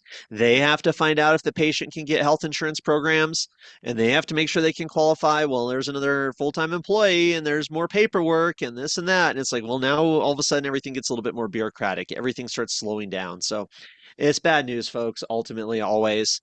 But that's ultimately the story of our government for sure. So that's going on Tuesday in the House Health and Human Services Committee on March 31st. Also on Tuesday, House Judiciary. Judiciary is such an interesting committee to watch, folks, because that's where all the criminal justice, the crime bills, so many of these things go through. But I thought there were two interesting bills here that I wanted to bring up because, you know, I think they matter for what's happening here. I'm not sure entirely what to think about House Bill 1288. And I'm sharing all these links in the chat so people can pull up them themselves and check it out. But nonetheless, this bill I think is, I don't know. I'm very curious as to what people think about this one. So I'll just read the description here for jury selection requirements. Let's jump into the fiscal note. I love these fiscal notes because they kind of give you a summary. Don't get me wrong, they don't give you all the details, so you can't entirely rely on them. But at the same time, so it is going to cost money. Colorado's in a huge budget issue right now, so they might not actually pass this bill over time, but we'll see. This bill will establish a minimum amount of time for jury selection proceedings in trial courts and allow parties to develop a jury questionnaire as described below. Of course, anytime we have the legislative branch interfering with the judicial branch, there's always got to be some suspicion there and some questions, right? We should be concerned about that. Voir dire questionnaire. The bill allows the prosecution or defense in a court case to request that potential jurors complete a written questionnaire. If requested, the court must distribute this questionnaire prior to jury selection, also known as voir dire. The court must determine if the questions are lawful and determine which questions may be included if the prosecution and defense cannot come to an agreement. So obviously they're screening for their preferred candidates to be on the jury. That already happens, but it's done orally, right? People are talking, the lawyers ask questions, they look at the people in the jury. I was in a jury selection process this last year, um, so you can see how that works. But then they would do a questionnaire instead. I don't know, because questionnaires, people can lie, people can make stuff up, people want to get on the jury. So I don't know how useful this is going to be really. The length of the voir dire in criminal proceedings for both the defense and prosecution. Then they have a minimum, so a minimum amount. So I guess that's not bad if it's only a minimum, maybe 20 minutes for petty offenses, 30 minutes for misdemeanor cases, 60 minutes for felony or for misdemeanors relating to unlawful sexual behavior and domestic violence. In civil cases, each party in a proceeding is entitled to at least 1 hour of voir dire. Attorneys and parties do not need to use all the minimum allotted time. Each party may request additional time, which the court may grant or deny. So interesting. I don't know what to think about this one from a liberty perspective. I can see problems with it. I can see some benefits to it. Ultimately, I'd love to see what people in the chat are saying about this one.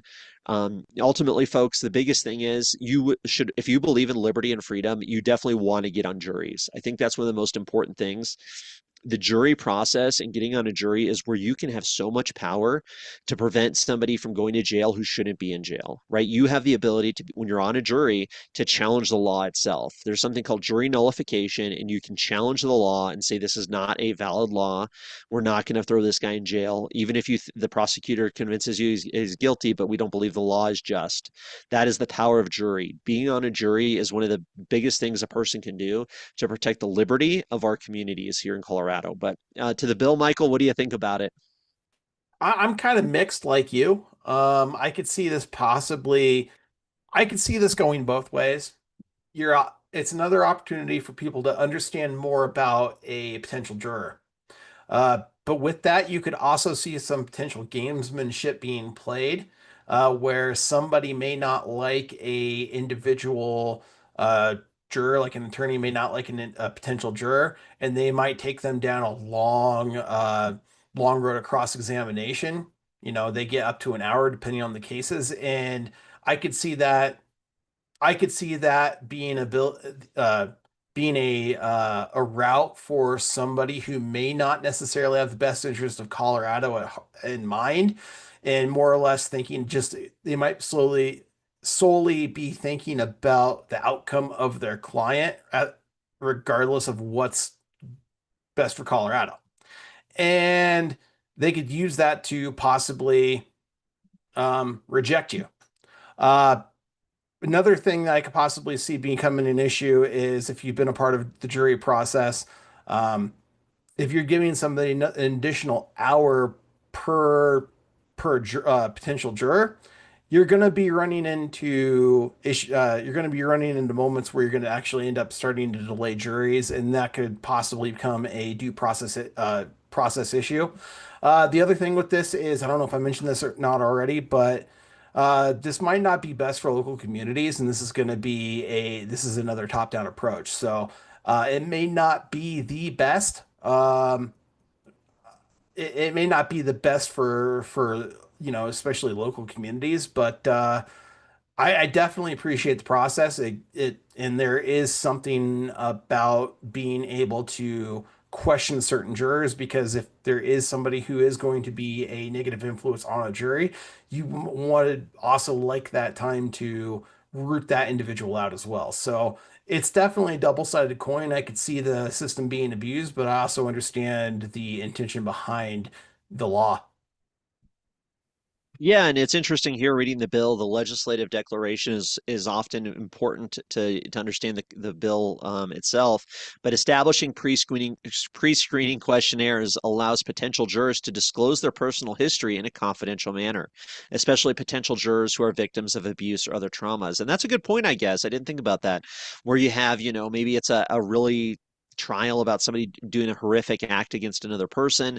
And it's like, well, somebody on the jury maybe has some personal experience with that, but they don't necessarily want to disclose that verbally because of the sensitivity around it. So, I don't know. Or is this a build, so maybe that makes sense, but at the same time, is this just giving people the ability not to talk then and not to get these things out in the open? Like, can't we be adults here and talk about what's going on? I don't know. So, interesting bill. Just wanted to bring it up because I thought it was interesting. And of course, anytime I see jury, I always want to talk about jury nullification because it is one of our most important duties and rights as individuals, as citizens, and one of the most powerful things we can do to push back against the state is to get on a jury and decide the law itself. So interesting bill. Also in the House Judiciary Committee is this bill. I know a lot of people are really concerned about it. I know somebody who's going to go testify on this bill on Tuesday because they're former law enforcement, and this person's now running for state house, but didn't like what this bill did. So of course, Colorado's got a lot of pro-crime or criminal-friendly or soft-on-crime policies, whatever you want to call them. And some people are saying that House Bill 1281 is a soft-on-crime policy. Now, what's crazy here, folks, with this bill, I'm just going to pull up the bill itself, is the bill sponsors are basically saying that Colorado is almost too strict when it comes to first-degree murder. And I'm like, are you kidding me? With the crime rate in Colorado? And if these people are convicted of first-degree murder, like how strict, what's the problem with it being too strict? And they're like, well, we don't want to define first degree murder unless we want to change it here. So this is very interesting here, folks. And of course, these are Democrat legislators, but they say there's confusion and imbalance in offenses involving the extreme indifference mental state and crimes resulting in death. And that can be the determination between a second degree murder and first degree murder, right? And these legislators are saying Colorado has become one of the most punitive states in the country for extreme indifference or similar mental states, but has not appropriately addressed aggravating circumstances and most common culpable mental states for other crimes. Now, folks, if you're convicted of murder, I mean, throw the book at them. I mean, come on here. What are we going to keep doing here? So this bill wants to create a more thoughtful and balanced sentencing structure that is consistent with Colorado case law history. So they're changing some things here. There's something to do with, they want to create basically a new crime about driving and this and that. But check out this. So this is, when you read a bill, folks, when you see a cross out, that's crossing out that certain statute, that's changing the law. The caps is what's new in the bill. And then, so you can kind of see how, here's the statute, right? If you search Colorado Revised Statute CRS 183102, you can just Google that and you're going to get Colorado statutes on murder in the first degree. Like every lawyer in Colorado knows that probably by heart, right? Who's a criminal lawyer. So basically, they want to change the law. So right now, the law says a person commits the crime of murder in the first degree if, under circumstances evidencing an attitude of universal malice, manifesting extreme indifference to the value of a human life, generally, the person, because they can't use he anymore, knowingly engages in conduct which creates a grave risk of death to a person or persons other than themselves. So, of course, they're getting that gender corrected language in there, my goodness, and thereby causes the death of more than one person. So wait a second, you're telling me now murder in the first degree, they're changing it so it's not just the cause of the death of another person, but it has to be more than one person? Or there's multiple lines here, right? That's just one. Number two, causes the death of one person and causes serious bodily injury to two or more persons by means of a deadly weapon. Like, don't get me wrong, if you're causing the death of one person, shouldn't that be enough? I don't know why they have to try and weaken this. It causes the death of a child who is under 12 years old, and sure, particularly heinous, don't get me wrong. Those people probably deserve worse, but still, it's still a murder, right? Causes the death of a peace officer, emergency medical service provider, emergency medical care provider, or firefighter engaged in the performance of their duties. So don't get me wrong, love firefighters, most law enforcement officers, EMTs, great, wonderful. But just the fact, and this is just irks me, the fact that they get special carve-outs in law, that their lives are more valuable than the rest of us. And so if they're murdered in first degree or murdered under somebody trying to, with this extreme indifference, then it counts for first degree. But if it's just you or me, and it's not, I just don't like that. I don't think that's fair. I don't think that's equal protection under the law. I don't like the carve outs when they do that. I just don't, folks. If the person's actions are the cause of death or serious bodily injury to more than one individual pursuant to the provisions in subsection 1D of this section, each individual injured or killed is a separate violation of the law. So are you telling me, if I'm reading this bill right, and people, I'm not a lawyer, don't tell me if I'm wrong here, and I'll have to listen to the committee hearing to get the full story. And that's one of the reasons why it's important to listen to a committee hearing. Because I guarantee you're going to get people testifying on this bill from law enforcement, from DAs, from people all over the whole justice system talking about what this bill is going to do. And you can really get a nuanced idea of the problems with it, maybe, or maybe it's a good thing. But so they're basically changing that. I don't want to keep going into this because we could spend all night just on one bill if we really wanted to. But the fact that now murder in the first degree, it only counts if it's all these other things. So if it's more than one person, or other people get hurt, or if it's a kid, or if it's like a firefighter. I'm like, what?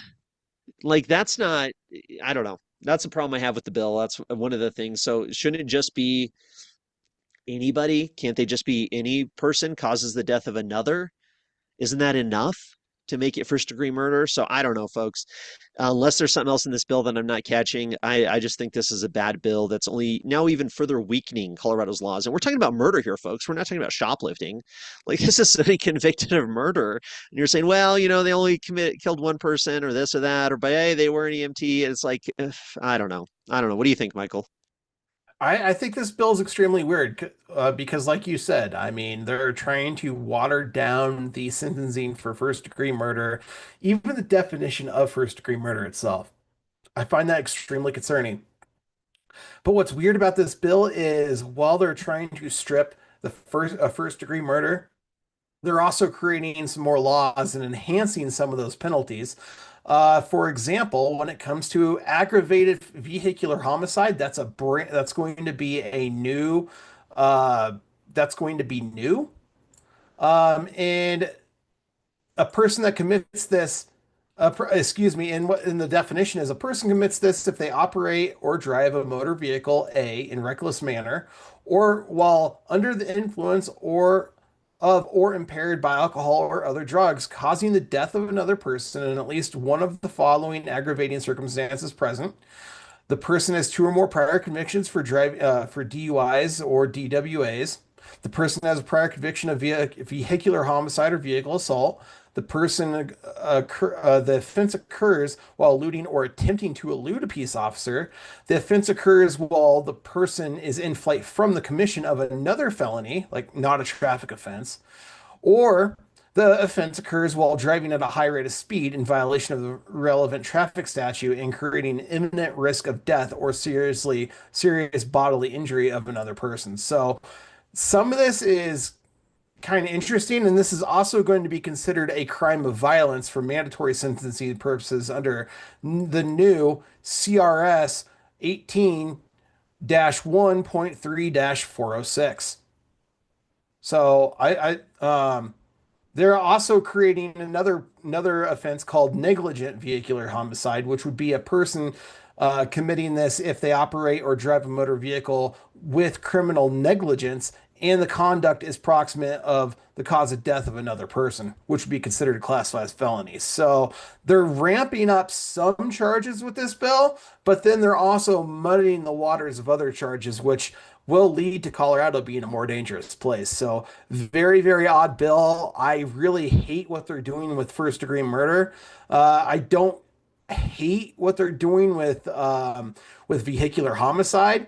And yeah, but at the same time, I definitely think that we have an issue and we've got to fight the first degree murder definition changes. Yeah, it seems like, and let's check the fiscal note real quick. I don't spend, oh, there is no fiscal note There on is this one. none. Big surprise. So, keep an eye out for that. But folks, if you're interested in this, if you're interested in the criminal justice profession, I'd say tune into this committee hearing. I'm definitely going to be listening because it seems to me they're making it harder or less likely for somebody to be convicted under first degree murder and pushing them more into the second degree, which doesn't seem necessarily to be a good thing if you ask me. So this bill's being heard Tuesday, March 31st in the House Judiciary Committee upon adjournment. So keep an eye out for this one, folks. Very interesting stuff. I'm very curious to see what the prosecutors, I mean, I know they're going to show up and testify in this one, so we'll see what they say. But folks, this is the information you get every week from us that you probably don't hear anywhere else. This is going through our state legislature. I mean, this is going to affect the lives of people here in Colorado, and almost nobody's talking about it, which is absolutely crazy. So also Tuesday in the Senate Finance Committee, Tuesday, March 31st, 2026 at 2 p.m., the Senate Committee Room 357 here. This seems like a really good bill, and I always like these ones always should catch your eye, right? Because James Coleman is the Senate president. Cleve Simpson is the Senate minority leader for the Republicans. Julian McCluskey is the Speaker of the House for the Democrats, and then Jarvis Caldwell is the House minority leader. So it's literally all the leadership is on this bill. So this is like a big bill they're pushing, and it's going to go through, right? Like unless Jared Polis, the governor, vetoes it, this bill's going to go through, and it seems pretty good. It seems pretty good. We won't read through everything here, but just briefly, it seems like a pretty good bill. I love the idea of reducing administrative burdens and cleaning up our rules. There is a cost associated with it, which could have trouble with this bill. but basically the State Administrative Procedure Act is what this bill creates, outlines procedures for reviewing the effectiveness and authority of rules promulgated by state agencies. This bill modifies that procedure. Okay, so it modifies the State Administrative Procedure Act, which already exists, requiring rule reviews to happen at least every 5 years, with the exception for years before and after a sunset review, specifying additional criteria for determining a rule's effectiveness, requiring departments to present their rule review report during the annual Smart Act hearings, allowing departments to establish their own rule review schedule without consulting the Department of Regulatory Affairs. The bill requires information presented in the SMART Act to also be presented in the Legislative Audit Committee to determine if rules should be subject to performance or financial audits. The bill also allows a joint committee presiding over the SMART Act hearing to determine if rules should be subject to a sunset review for which additional legislation would be required. It also clarifies the Attorney General's responsibility regarding litigation discovery on behalf of the state of Colorado, on behalf of the state of on behalf of the people of the state of Colorado. So the big question is this making it harder on administrative agencies? Is this creating new requirements for them, or is it loosening requirements? And without reading the actual bill, we really don't know. Because if this is putting new burdens on the administrative state to roll back some of their laws, I think that's a good thing. If it's loosening it where they don't have as much responsibility to do these mandatory review of rules, then that's a bad thing. So ultimately, these bills are what they are, but it really depends on what current statute it's changing currently. So interesting stuff there. What do you think about this one, Michael? There's some good stuff in it. There's also a couple concerning things. I want to read something that's concerning. You can find it towards the end of the bill regarding the Attorney General. As of right now, and I did a little research, so I've got all this prepared for you. When the Attorney General's office files a lawsuit on behalf of the state of Colorado or the people of the state of Colorado, uh, courts could treat the Attorney General as the legal representative of the entire executive branch. Under Colorado Rules of Civil Procedure, a party must produce documents in its possession, custody, or control. Judges sometimes interpreted the AG's statewide role to mean the AG effectively controlled the records held by other agencies, example, Department of Revenue, Public Health, regulatory agencies, etc. And defendants could therefore serve broad discovery requests directly on the Attorney General's office and expect those records to be produced without having to chase every separate agency. After this bill, what's going to happen is that statute right here at the end, this powers and duties of the Attorney General right there starting at line 6. The statute is going to explicitly sever that link, and the AG is not considered to be suing on behalf of any other agency, and the AG's office is not deemed to possess custody or control of any records held by those agencies.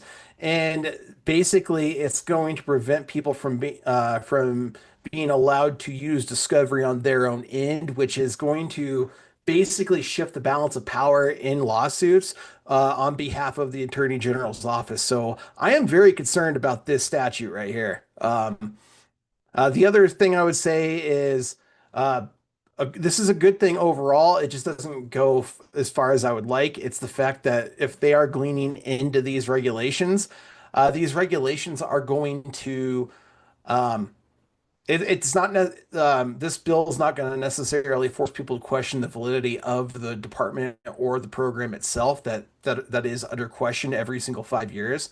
And sometimes that is a very important question, especially if we're going to have a more efficient government, especially if we are in a condition where we are today with the state governor, where we are consistently under budget crunches because of budget deficits. So I'd love to see this bill go a little bit deeper in terms of that perspective, but I really do like this bill overall. I just don't like, I feel like that last section is a bit of a poison pill, and I'm very, very concerned about what we see on page 6. So I really don't like that. I don't know how much I could support the bill because of what I did find on page 6, but I really do like basically everything else on this in the bill itself.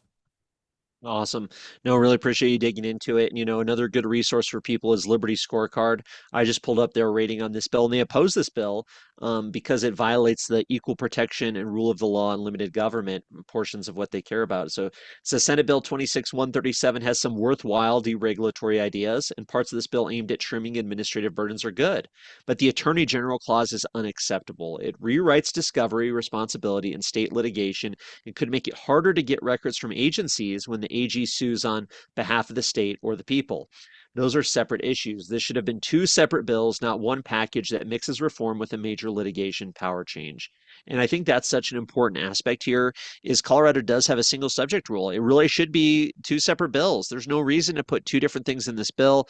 So, yeah, that's a good point to, and sometimes we see that, right? You see it in Congress where they push bad stuff in a big bill and they're like, see the good stuff and then like, don't look at the bad stuff, but it's also in that same bill. So yeah, that's a perfect example of how that works and how they kind of sneak things through. And of course, you can't really trust the Democratic leadership specifically on this. So yeah, good call, Michael. Good job digging into it here on this one. Thanks. Another one, yeah, for sure. Another one to pull up. So in the same committee on Senate Finance, this is going to be an interesting committee here. We got Dylan Roberts, Cleve Simpson, Julie McCluskey, and Rick Taggart. So truly bipartisan bill here. This wildlife collision prevention. And there's some good about this bill. Ultimately, I don't necessarily care for it, generally speaking, of course. But at the same time, let's see here. This bill does have some additional revenue. Gosh, look how much money they think this bill's going to bring in here. Millions of dollars, 2 million, 4 million a year. So this bill, folks, beginning on January 1st, 2027, this bill would authorize an optional $5 collision prevention fee. The fee is collected by the DMV, Department of Motor Vehicles, and the Department of Revenue, DOR, at the time an individual registers a motor vehicle. The fee may be adjusted for inflation every July starting in 2028. Fee revenue credited into enterprise funds. 75% of the fee is going to go towards this bridge and tunnel enterprise in the Department of Transportation to fund wildlife safe passage projects. Of course, there's been a lot of talk about that big wildlife bridge they built, and provide matching funding for federal grant programs, cover administrative costs, and promote the fee. And then 25% to the Wildlife Cash Fund, which continuously appropriates to Colorado Parks and Wildlife to provide services related to wildlife connectivity and wildlife crossing related conservation efforts. So, the fact that it's optional and they're giving people the ability, it's kind of like the Parks Pass, right? When you renew your vehicle or whatever, you're like, oh, should I get the Parks Pass and pay the extra money to go to the state parks? That's the kind of thing that's not the worst part of government.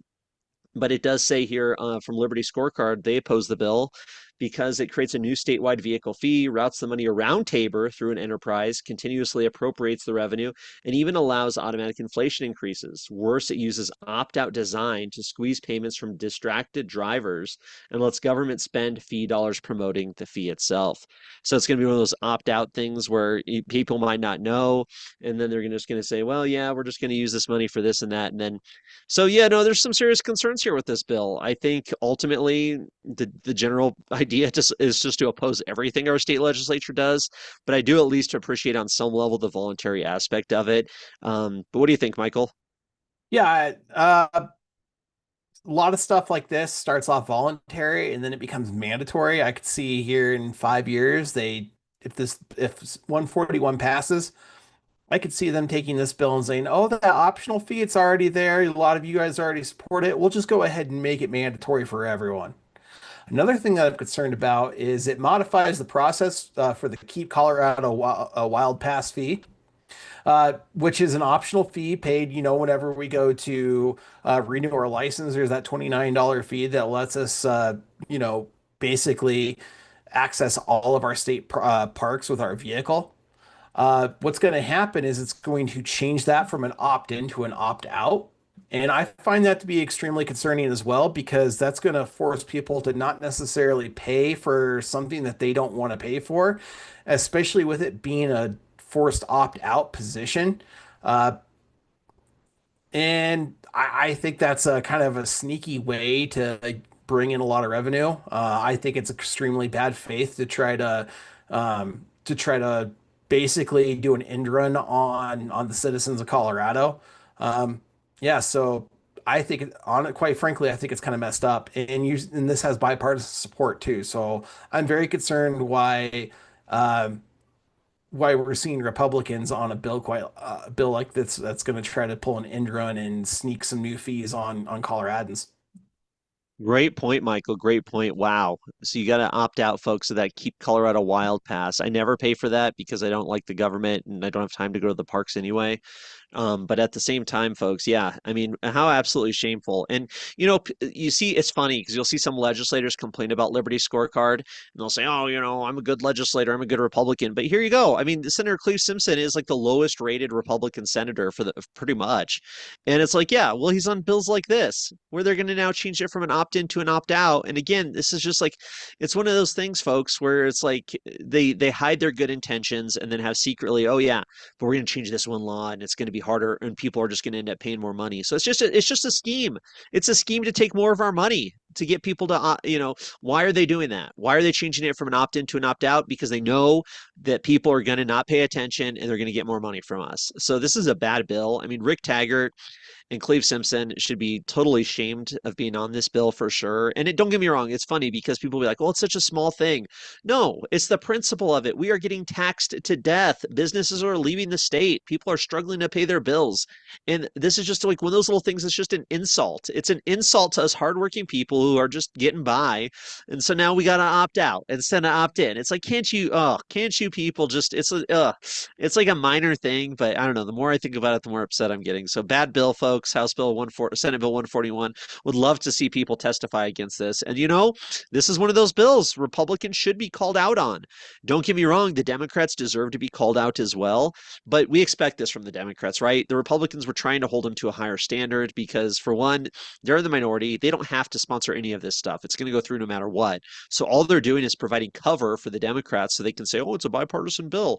And then at the same time, they could just abstain and say, hey, listen, we oppose this. But no, they don't want to do that. So shame on them. They deserve the public humiliation that they get for supporting a bill like this. So please call them out, folks.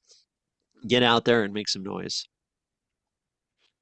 Also, now on Thursday, folks, this week here, we're pretty much, this is the last day of the week we're going to talk about. Now, don't get me wrong, things change so fast during the legislative session. So even tomorrow, Monday, there's going to be some changes to the schedule. So follow Free State Colorado on X, especially because I'll try and keep you updated every day about bills that are going through the legislature. But in the Senate Business, Labor, and Technology Committee, just wanted to bring you up, and we're not going to take a lot of time here because we're running out of time tonight. We usually try and end around 9 o'clock. But just want to at least bring these up because they're bills that we have talked about at least on some level. We'll just go through them very quickly. I think this is a good bill. I think there's problems with the right to repair philosophy and this idea that the state's going to mandate that the producers or manufacturers of critical components have to disclose their information to the public. Don't necessarily think they should be required by the state government to do something like that. So basically, under current law, consumers in Colorado have a right to repair all digital electronic equipment, which could include equipment that is considered critical infrastructure. This bill exempts information technology equipment that is intended for use in critical infrastructure in Colorado's consumer right to repair laws. Critical infrastructure is defined as a system or asset, whether physical or virtual, so vital that the United States to the United States that the incapacity or destruction of a system or asset would have a debilitating impact on security, national economic security, national public health or safety, or any combination of those matters. So don't get me wrong, this is a special carve out for things that the government thinks is valuable. So it's not necessarily a good bill, don't get me wrong, but it's one of those things. The government creates a problem with this right to repair, and then they're like, well, we didn't mean to do right to repair everything. And then it's just like this patchwork of laws comes up. So it's like we just need consistency, we need a strong philosophical framework. So I'd say it's not necessarily a good law, not necessarily a bad law. It's just it is what it is. What do you think, Michael? The biggest thing that stood out to me is how many contracts we have with a lot of companies around Colorado, particularly a company like Flock. I could see this being used to say, hey, we want to make it so that way our friends over at Flock get even richer and we don't necessarily go to another company or another pro we want to make it so that way the state is forced to use our buddies over at Flock, not another company that might be a little bit cheaper, might be a little bit faster. I think that you could possibly carve out exceptions if it's going to be cheaper or faster or higher quality build from another company than like a Flock, for example. But yeah, I agree. I mean, the whole right to repair thing is a little bit Yeah, I mean, it's a little bit of a problem. That's definitely a problem that they have created on their own through their own legislation. You know how the government is. They love to break somebody's leg and then sell them the problem. Well, now they have to break their own leg and sell themselves the problem because how ridiculous it is. So, yeah, I definitely see where you're coming from on this one. Yeah, it's definitely a mixed bag. Colorado loves to create their own problems. Yeah, so it's just one of those things where, we shouldn't even have that law to begin with. Now, this is a good one, folks. I mean, how great would it be? I'm fortunate enough to grow up reading the newspaper every day. My dad would get the Rocky Mountain News or the Denver Post, and I'd read it at breakfast before going to school, middle school and high school. So I appreciate that. Even though they're biased, it's still important to you still get some information, right? So this would exclude newspaper deliverers as employees. And this bill, I mean, this bill does recognize that people who are employees there's additional burdens to having employees in Colorado, right? There's these huge costs to having employees in Colorado, specifically around our Paid Family and Medical Leave Insurance Act and Workers' Compensation Act. So these businesses in Colorado, it's very expensive for them to hire workers. And this bill says, well, like, listen, how about newspaper deliverers don't necessarily need to be defined as employees because then we don't have to worry about those types of bills. This exclusion applies only if a deliverer's remuneration, whether or not paid in cash, is directly related to the sales or other output instead of number of hours worked. The deliverer renders services pursuant to a written contract and provides that the deliverer is not an employee for federal tax purposes. So I mean, like the idea that, yeah, if somebody doesn't want to have to get all these benefits and it means they get an extra job and they can deliver newspapers again, that's a good thing. But this bill does show like there's a serious problem where it's like, yeah, nobody can afford to have newspapers delivered anymore because because you can't hire service they're providing by delivering newspapers isn't worth having them as employees because of the costs associated, the cost benefit transaction there. So I just thought this bill was so interesting because it does illustrate so many of the problems in Colorado and everywhere, frankly, in government intervention to the economy. When the government intervenes and gets involved, they're raising the costs and requirements to hire an employee, making it more expensive and harder to do so. And you create problems. And this bill's recognizing, well, we don't have newspaper deliverers anymore, or they can't afford to hire them. So, let's change the law. So it's like, it's a slight rollback in a way. And it's such a minor thing, folks. Don't get me wrong. This is such a minor little change in statute, but ultimately it's a beneficial thing in some way. What do you think there, Michael? No, I agree. I mean, I definitely think it's good for businesses. It's one of the rare. I wish it wasn't a special carve out for a certain group, for a certain little niche industry. That being said, the news is important. People need to know what's going on in their communities, and it really sucks to see that they had to bring a bill like this. I wish this bill could be expanded to a lot more industries because there's a lot of times where, as you're saying, all these regulations on employees make it difficult for companies to survive. So I'd love to see more bills instituted like this on a much more wide scale level. So we're not necessarily playing favorites to one industry or another, but we're giving businesses more options all across the board. Definitely. It's kind of it's an interesting bill for sure. Kind of shows more than it tells, I think. Senate Bill 114, spirituous liquor manufacturers, sales rooms, and other alcohol. Good bill. I've said this. I said it last week. I say it often. If we want to increase our freedom, the alcohol laws are maybe some minor way for we can increase some of our freedom because the people of Colorado have consistently voted to do so. So this bill here, Senate Bill 114, under current law, a licensed manufacturer of spirituous liquors, a manufacturer may conduct tastings of and sell the manufacturer's own spirituous liquors at the manufacturer's licensed premises or at one other approved sales room location. The bill authorizes the manufacturer to also conduct tastings of and sell the manufacturer's spirituous liquors at up to two approved other sales room locations. So a minor increase in freedom now where they're not just selling their spirituous liquors at their distillery or brewery or whatever. They can now sell it at two other sales room locations. So that's good. It's an expansion. People aren't drinking alcohol as much. It's a good thing. But at the same time, let's also open up the laws a little bit. It's a licensed sales room. It's not like, let these manufacturers do it, cut out the middleman and give them some opportunity to get a little bit more money because so many of them are closing down.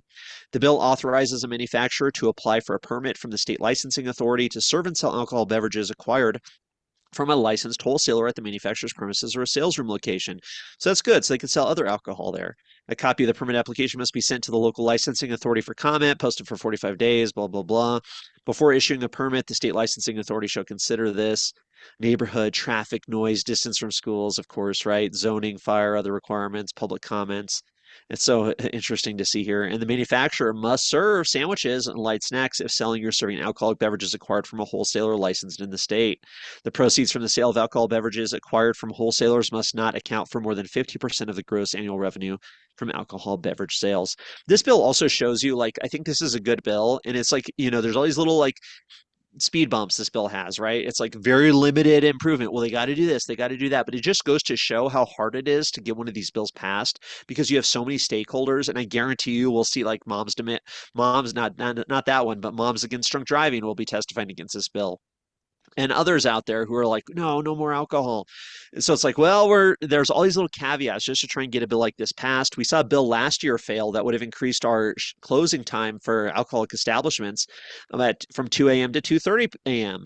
And that bill failed. They couldn't even do that because there's so much opposition from the anti-alcohol lobby. So it's very interesting to see here in 2026 that we have just fighting. So liquor manufacturer can have one extra tasting room, two extra tasting rooms, and that they could sell. They're already selling their own alcohol. Why not let them sell alcohol from other local places too, right? So good bill, very, very minor increase in freedom. Don't get me wrong, would love to see a total deregulation of the alcohol industry in Colorado, but interesting bill, Senate Bill 114. What do you think, Michael? I think it's a good bill. I think overall, I mean, I really like the idea that this is going to allow liquor manufacturers to have tastings in more than just their location. I think that's awesome. We need more of that. We need more freedom within the alcohol industry. But I do find some of the laws very odd, and a lot of that's the Colorado problem. For example, you are going to be required to provide sandwiches and a couple other options, which was yeah. You're basically going to be required to provide some forms of food service. And with this law, you're going to be forced to have your revenue capped at no more than 50%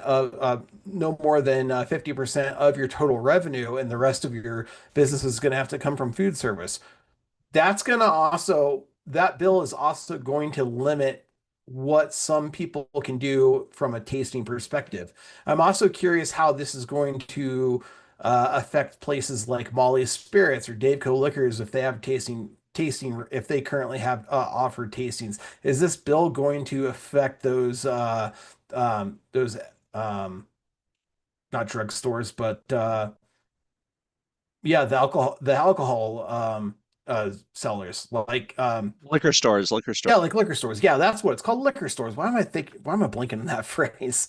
But yeah, I mean, I'm concerned about what's going to happen to the liquor stores, if this is going to affect them as well. I really like what this bill is trying to do on the onset, but some of the spurious regulations that we have in the state of Colorado might make this still not necessarily workable for some of those manufacturers. So I'd love to see a little bit more gap open up for those companies as well, because it's just kind of ridiculous to force somebody to sell food, especially when certain businesses are just not set up, and that's just not their model, and adding a restaurant could possibly tank their entire companies. So I definitely think that choice is the best for this market and for this industry, and I think that's the best model going forward. But I definitely love what they're trying to do. I hope this passes, but I also hope we could see some amendments in committees to really help ease some of the concerns on the industry. Definitely, folks. So that's what we got going through the state capitol this week. Now, obviously, this is recorded on YouTube, so share it, play it back. Now we're going to give you some updates here on the big bills we've been watching all session. So it's kind of a lightning round. We're going to move through these pretty quick. But Michael, feel free if there's some extra nuance or additional information we need to add when we're discussing this, because we got a great crowd tonight. We got a lot of people watching. So there's probably some of these bills they've never heard of before. So folks, there's over 500 bills, memorials, and resolutions that have been introduced in the legislature this year. We've been tracking some of what we think are the most important bills, both the good, the bad, and the ugly, and we're going to give you updates. So these are bills that are not being heard this week. they're either maybe they already failed, they're not going to be heard anymore, or they're going to be heard at some point in the future. So we're just going to go through these really quickly and kind of give you this update here. So maybe something you've heard about in the news, and then you're like, whatever happened to that bill? So let's jump in. You ready, Michael? Absolutely. Perfect. So I'll start here with House Bill 1037, ban government purchase of personal data from third party. This is the Fourth Amendment Not for Sale Act that Representative deGraaf was talking about earlier this evening. A great bill. Really want all hands on deck when this bill does get assigned to a committee hearing or a date. Now, they've already done the testimony on this bill, so it's only going to be up for action in the committee hearing, amendments and action, but we can still reach out to the committee members. We can still reach out to House Judiciary members and encourage them to vote for this bill. So I will be sounding all the alarms when this bill comes up. Let's support Representative deGraaf. This is a good bill to protect our privacy. So keep your eyes open on Free State Colorado. As soon as this bill gets a date, I'm going to be blasting it out. So House Bill 1037, good bill. No update as of tonight. Another good bill, House Bill 1048, back to school sales tax holiday. This was this passed the House Committee on Finance and referred amended to appropriations. No date as of today. Yeah, good bill. Excited for that one. Senate Bill 22 challenges meeting the 2030 emissions reduction goals. So we do have, Republicans, even a couple moderate Democrats, really recognizing that the state's plan, the PUC's plan to ban natural gas here in Colorado is a problem. And don't get me wrong, this bill doesn't go far enough, but it does at least recognize that there's a problem and pushes back on it a little bit, which is part of the conversation we need. This bill has not had a single committee hearing yet, folks. Look, it was introduced on January 14th, the first day of the legislative session. Just to give you an idea that this is a topic the Democrats don't necessarily want to talk about. So we'll see how this one goes, especially because there's Democrats on this bill. They can't just ignore it. It's not just a Republican bill. So no date as of yet. House Bill 1138, Retail Theft Prevention Program. This passed the House Committee on Judiciary, and it was referred amended to appropriations. This has bipartisan support, so let's hope this one actually passes. Then we got House Bill 1140, the local government impact hearing. This bill is going to allow more local government input into state legislature. So that's important. That's good stuff. So we'll keep an eye out for this one. It did pass its first committee, is onto the House floor. So we'll let you know once it gets. Well, actually, it's going to go through. It's supposed to go this week, and it was supposed to go last week. Don't get me wrong. So it's on the schedule for Monday, March 30th. House General Order, second reading of bills. We have not seen second reading of bills occur during on Monday. Usually they're doing thirds, so it may be heard this week, but it's going to be on the House floor. So this is a good bill. We'll keep you updated. House Bill 1253, disconnection from statutory municipality. This is a good Scots law bill introduced to the Senate, and it is now waiting on second reading of bills in the Senate. Yes, and then we have House Bill 1250. This is a Representative deGraaf's other bill, the Civil Asset Forfeiture Reform Bill. It is scheduled right now for Tuesday, April 7th. That can change, but please, all hands on deck for Representative deGraaf's Civil Asset Forfeiture Bill. Right now, the most updated information is Tuesday, April 7th in House Judiciary. So we want to show up a good showing for that one, folks. Let's support one of our top liberty leaders in the legislature. House Bill 1246, consumer regulated electric utilities. This is a bill from Rep. deGraaf we talked about a little bit ago. It is currently sitting in House Committee on Energy and Environment. Excuse me, the House Committee on Energy and Environment, and it was laid over. All the current amendments have failed, and we're waiting to hear what might happen. Rep. deGraaf talked about this one a little bit ago. House Bill 1212, a great bill for constitutional carry of a handgun from Representatives Flanell and Barone. Scheduled right now on Tuesday, April 7th. We'll keep an eye out to see if that changes, but that's its date as of right now. Constitutional carry on April 7th. Senate Bill 108, transparency of legislative groups' money. As of right now, it does not have a date. This is one of those bills that was in response to a unique fundraiser that happened with One Main Street, and they gave a lot of money to certain legislators for a luxury trip.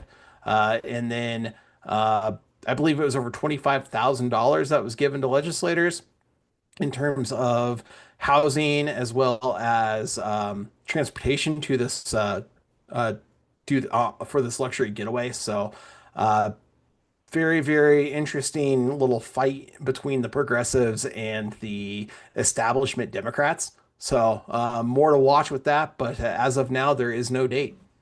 Yeah, I'll be very curious to see that one go through. Now, bad bills, folks. Obviously, there's a lot more bad bills than good bills here.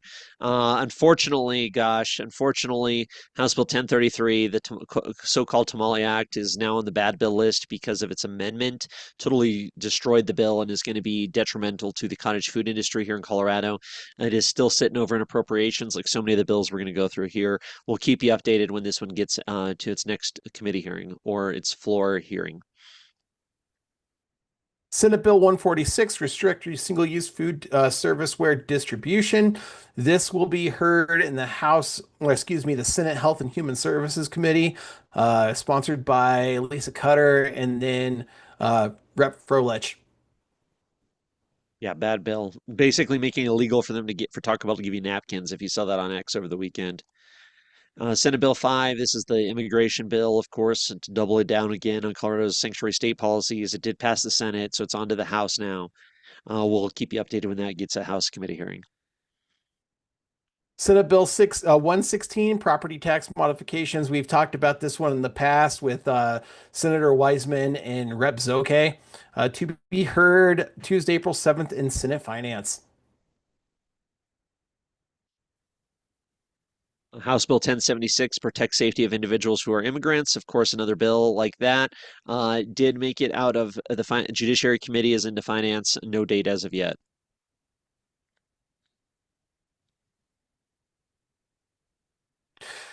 House Bill 1255, social media duty to report and search warrants.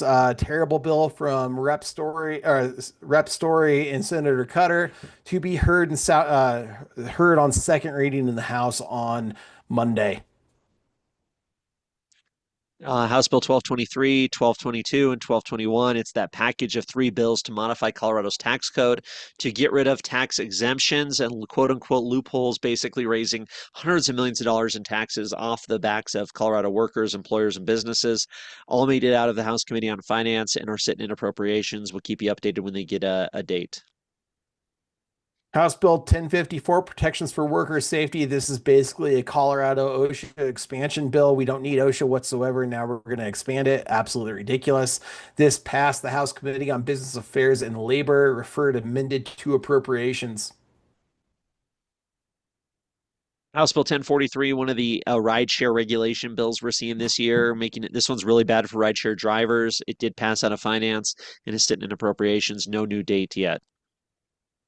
House Bill 1011, transfers of certain pet animals. This is another ridiculous bill that's about to destroy the pet industry and the remaining pet stores in Colorado. Unfortunately, we might see this one pass tomorrow on third reading in the Senate. Yes. House Bill 1005, the collective bargaining, basically the forced unionization bill. Horrible, horrible bill. Polis says he's going to veto it, thankfully. Did pass on the Senate Committee on Business, Labor, and Technology. It's sitting over in Senate Appropriations, so it's already made it through the House. Just make it through the Senate now. Senate Bill 18, legal protections for dignity of minors, another horrible bill that has passed through the Senate, passed its committee this week, and it will be heard on second reading tomorrow in the House.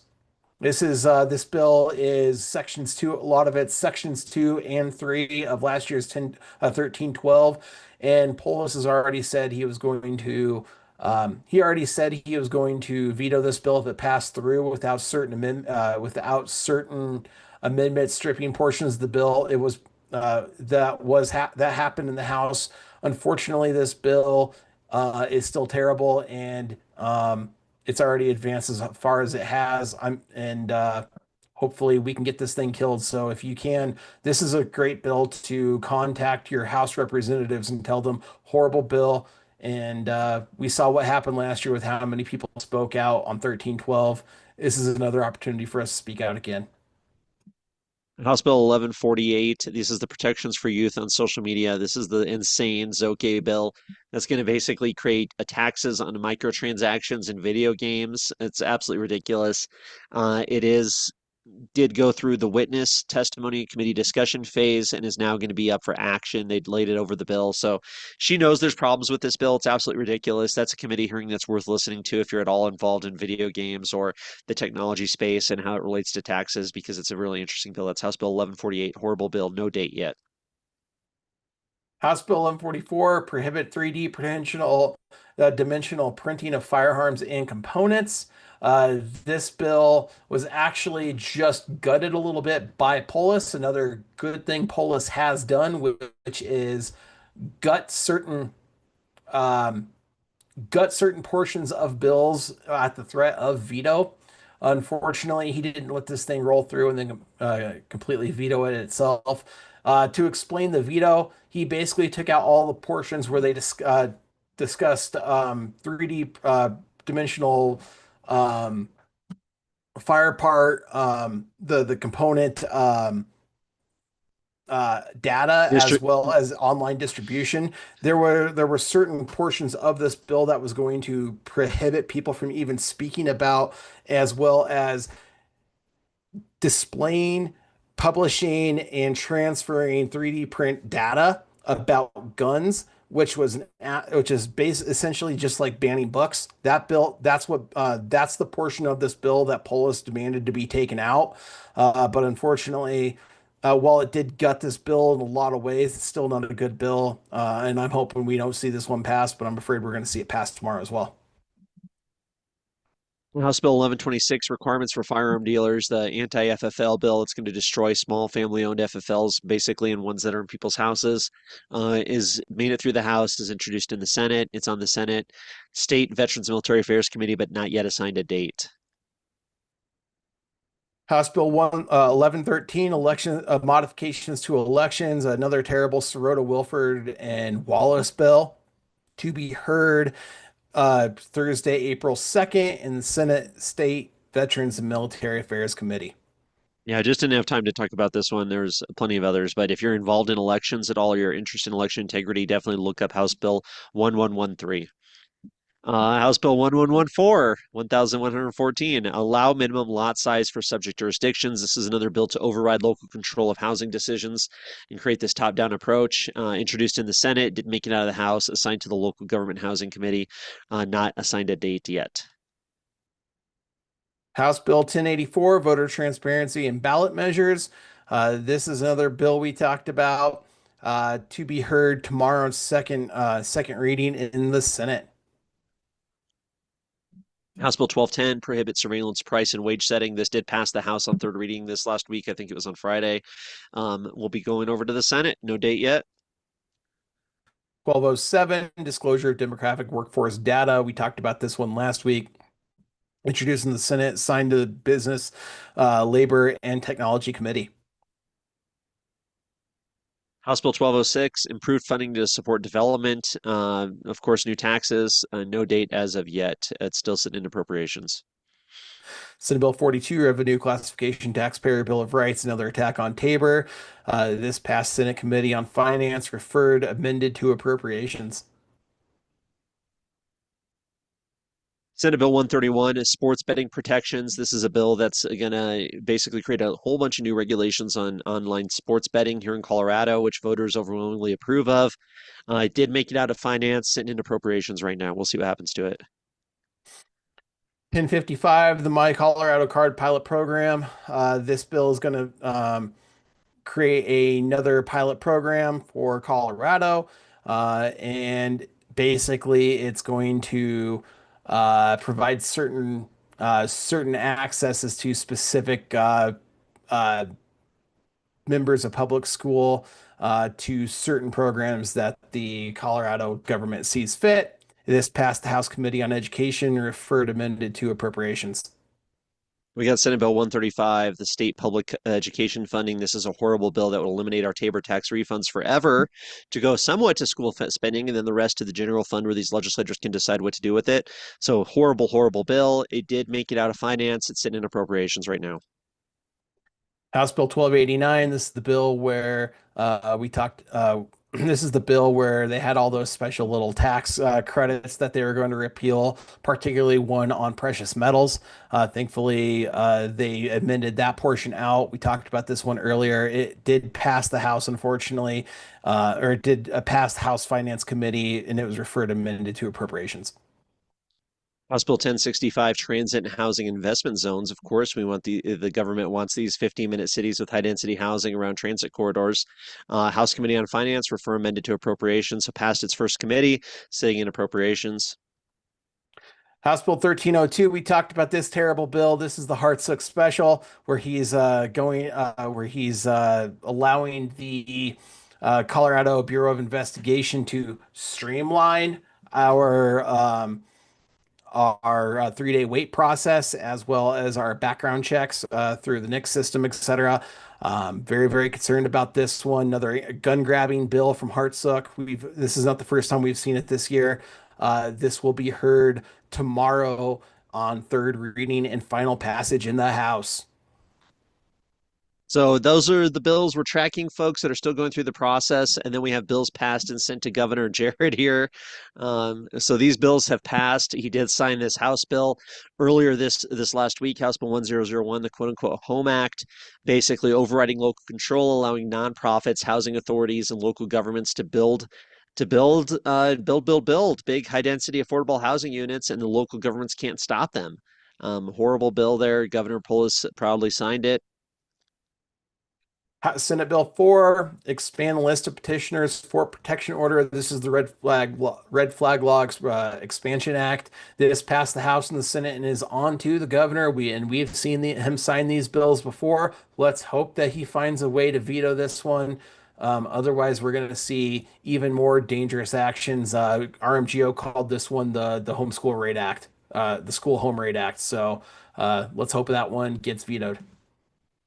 Senate Bill 32, the Promoting Immunization Access.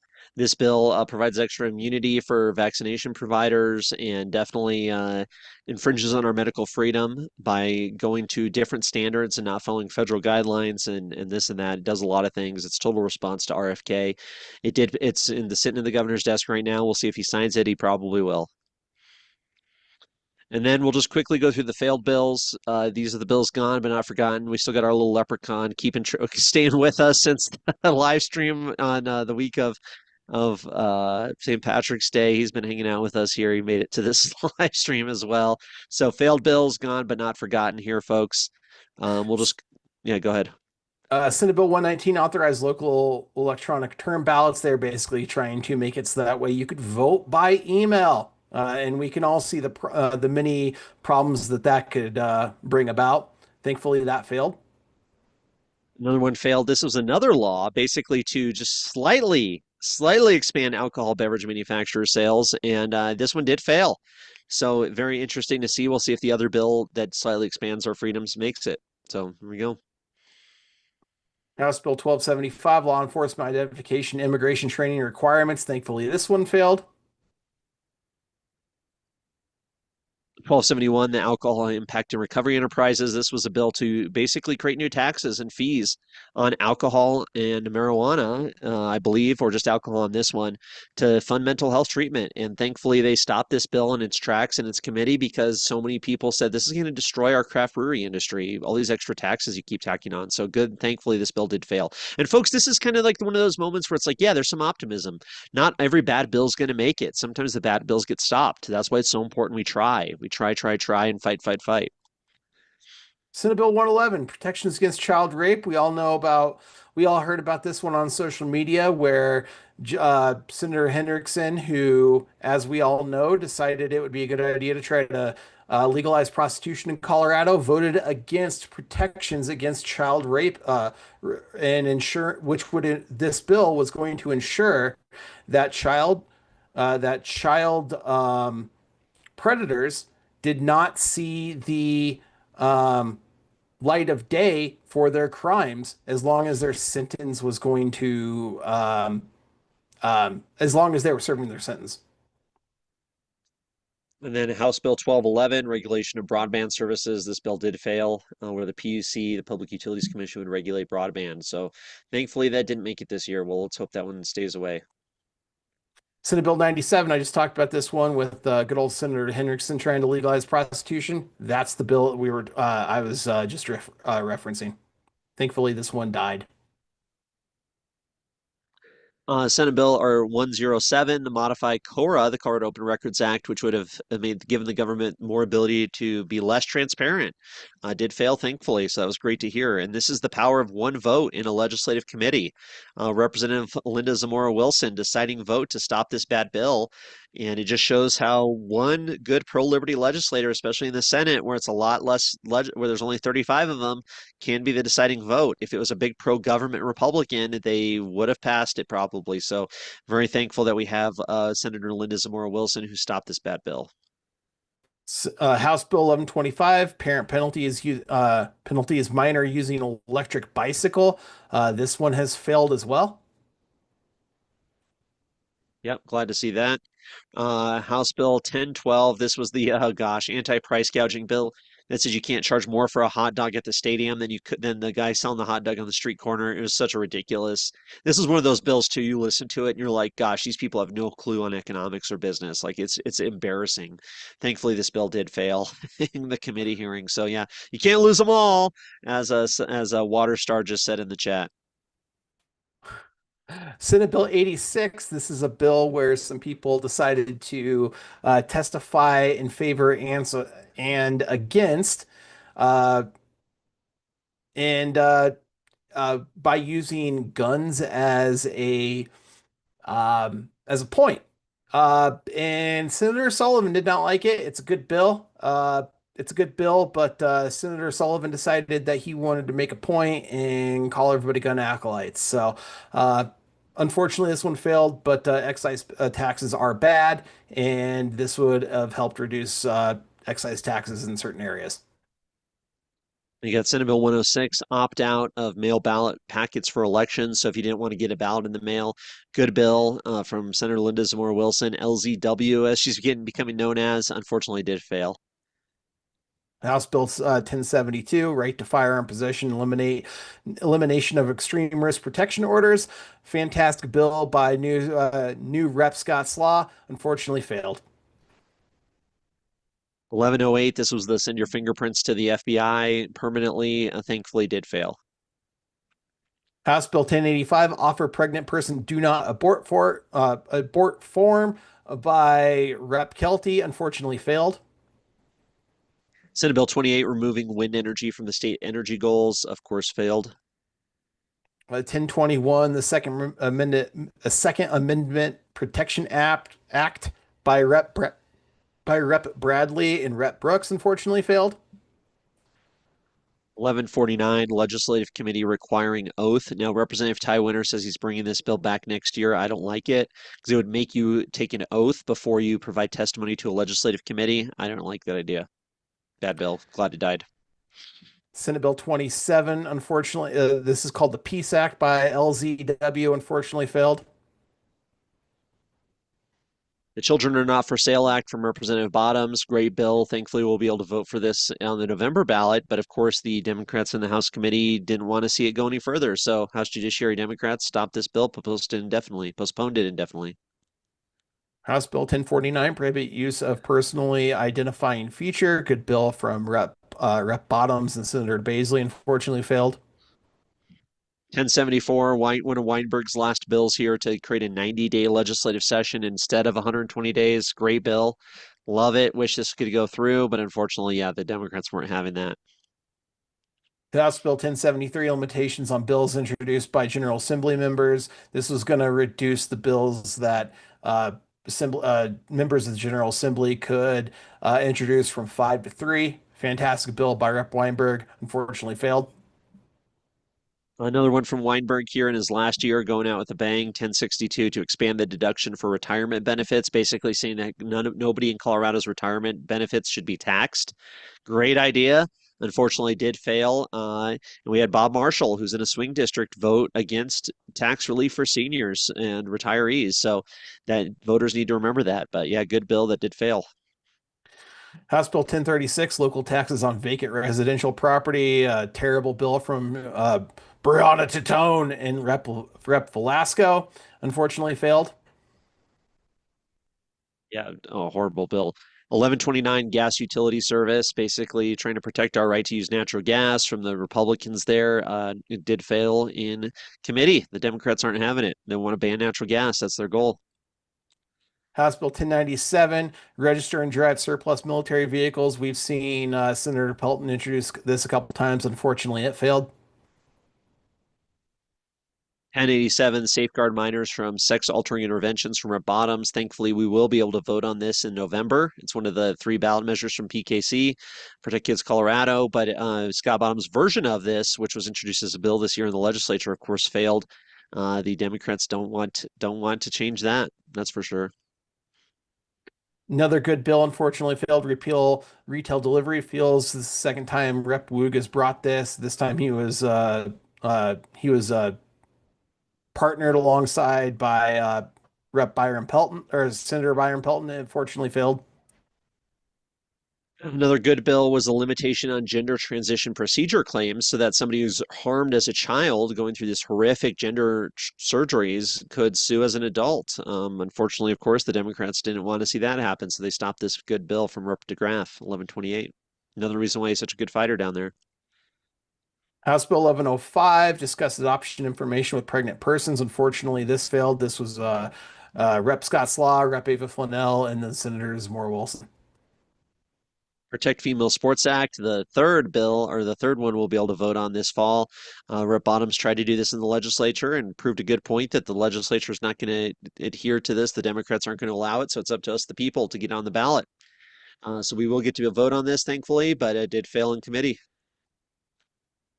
House Bill 1209, temporary decrease statutory property tax revenue limits.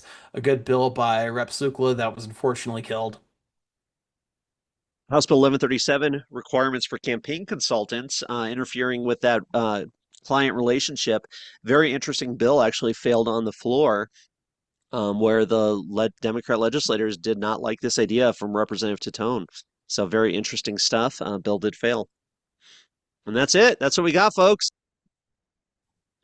So thank you, everybody, for joining us tonight. It was a lot of fun. Rep. deGraaf was always a treat to have on. He's awesome. He gives me a lot of hope.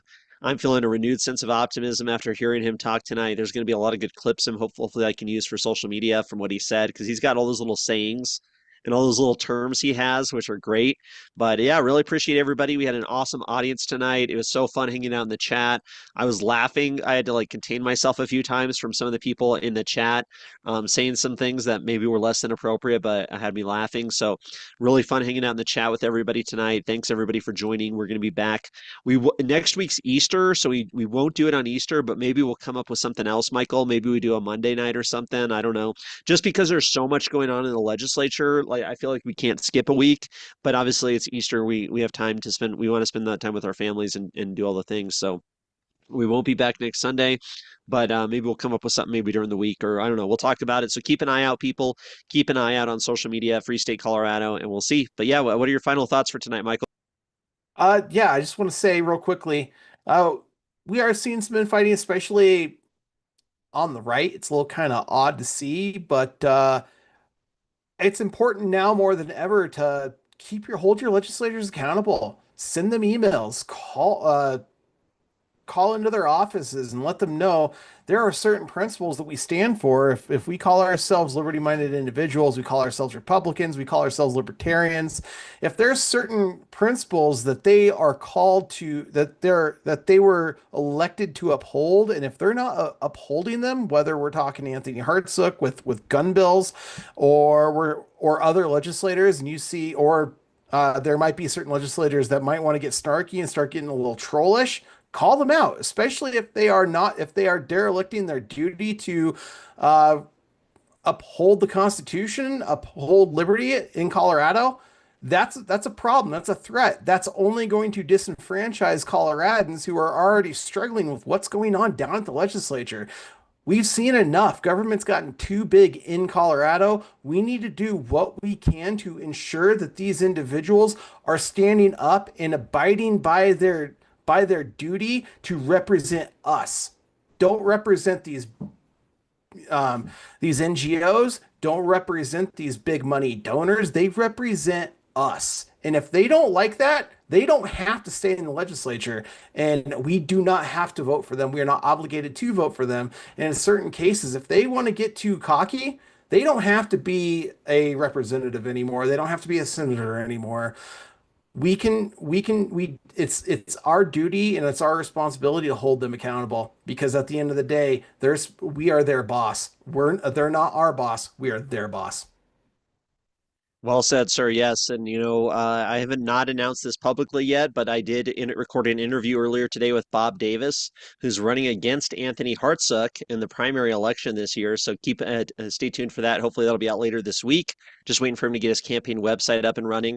But yeah, we can get them out. We can get them out, whether that's getting a bad Republican out like Anthony Hartsook or getting a good Republican to replace a bad Democrat.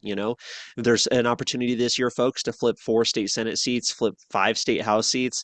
That would be dramatic. You probably wouldn't believe, people might not know, we don't go into all the details, but some of these bad bills, they only passed with 1 or 2 votes. You know what I mean? They only passed with like 3 votes in the House. The gun barrel registration bill passed with 3 votes. So if we flip the 1, 2, 3, 4 votes in the state Senate this year in this year's election, which is like 1,000, which is not that crazy to do, like it's 1,000 vote swing, we can stop some of the worst bills. Like we're seeing some of the bad bills stop. We're seeing a lot of the pushback from the business community saying you guys are crazy, you're destroying the economy. So there's opportunity.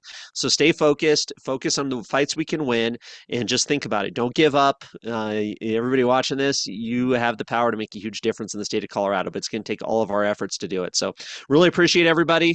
Thank you, Michael. Thank you, everybody in the chat, everybody viewing. It was a lot of fun. Any last words there, Michael? Appreciate everybody. Keep your hopes up despite of some of the negative things you're seeing. We definitely can. We definitely will take back Colorado. It's just a matter of when, not if. Yes, sir. Awesome. We will win. We will be free. All right, folks, until next time, take care. We're cutting off the live stream. So we'll see you around, I'm sure.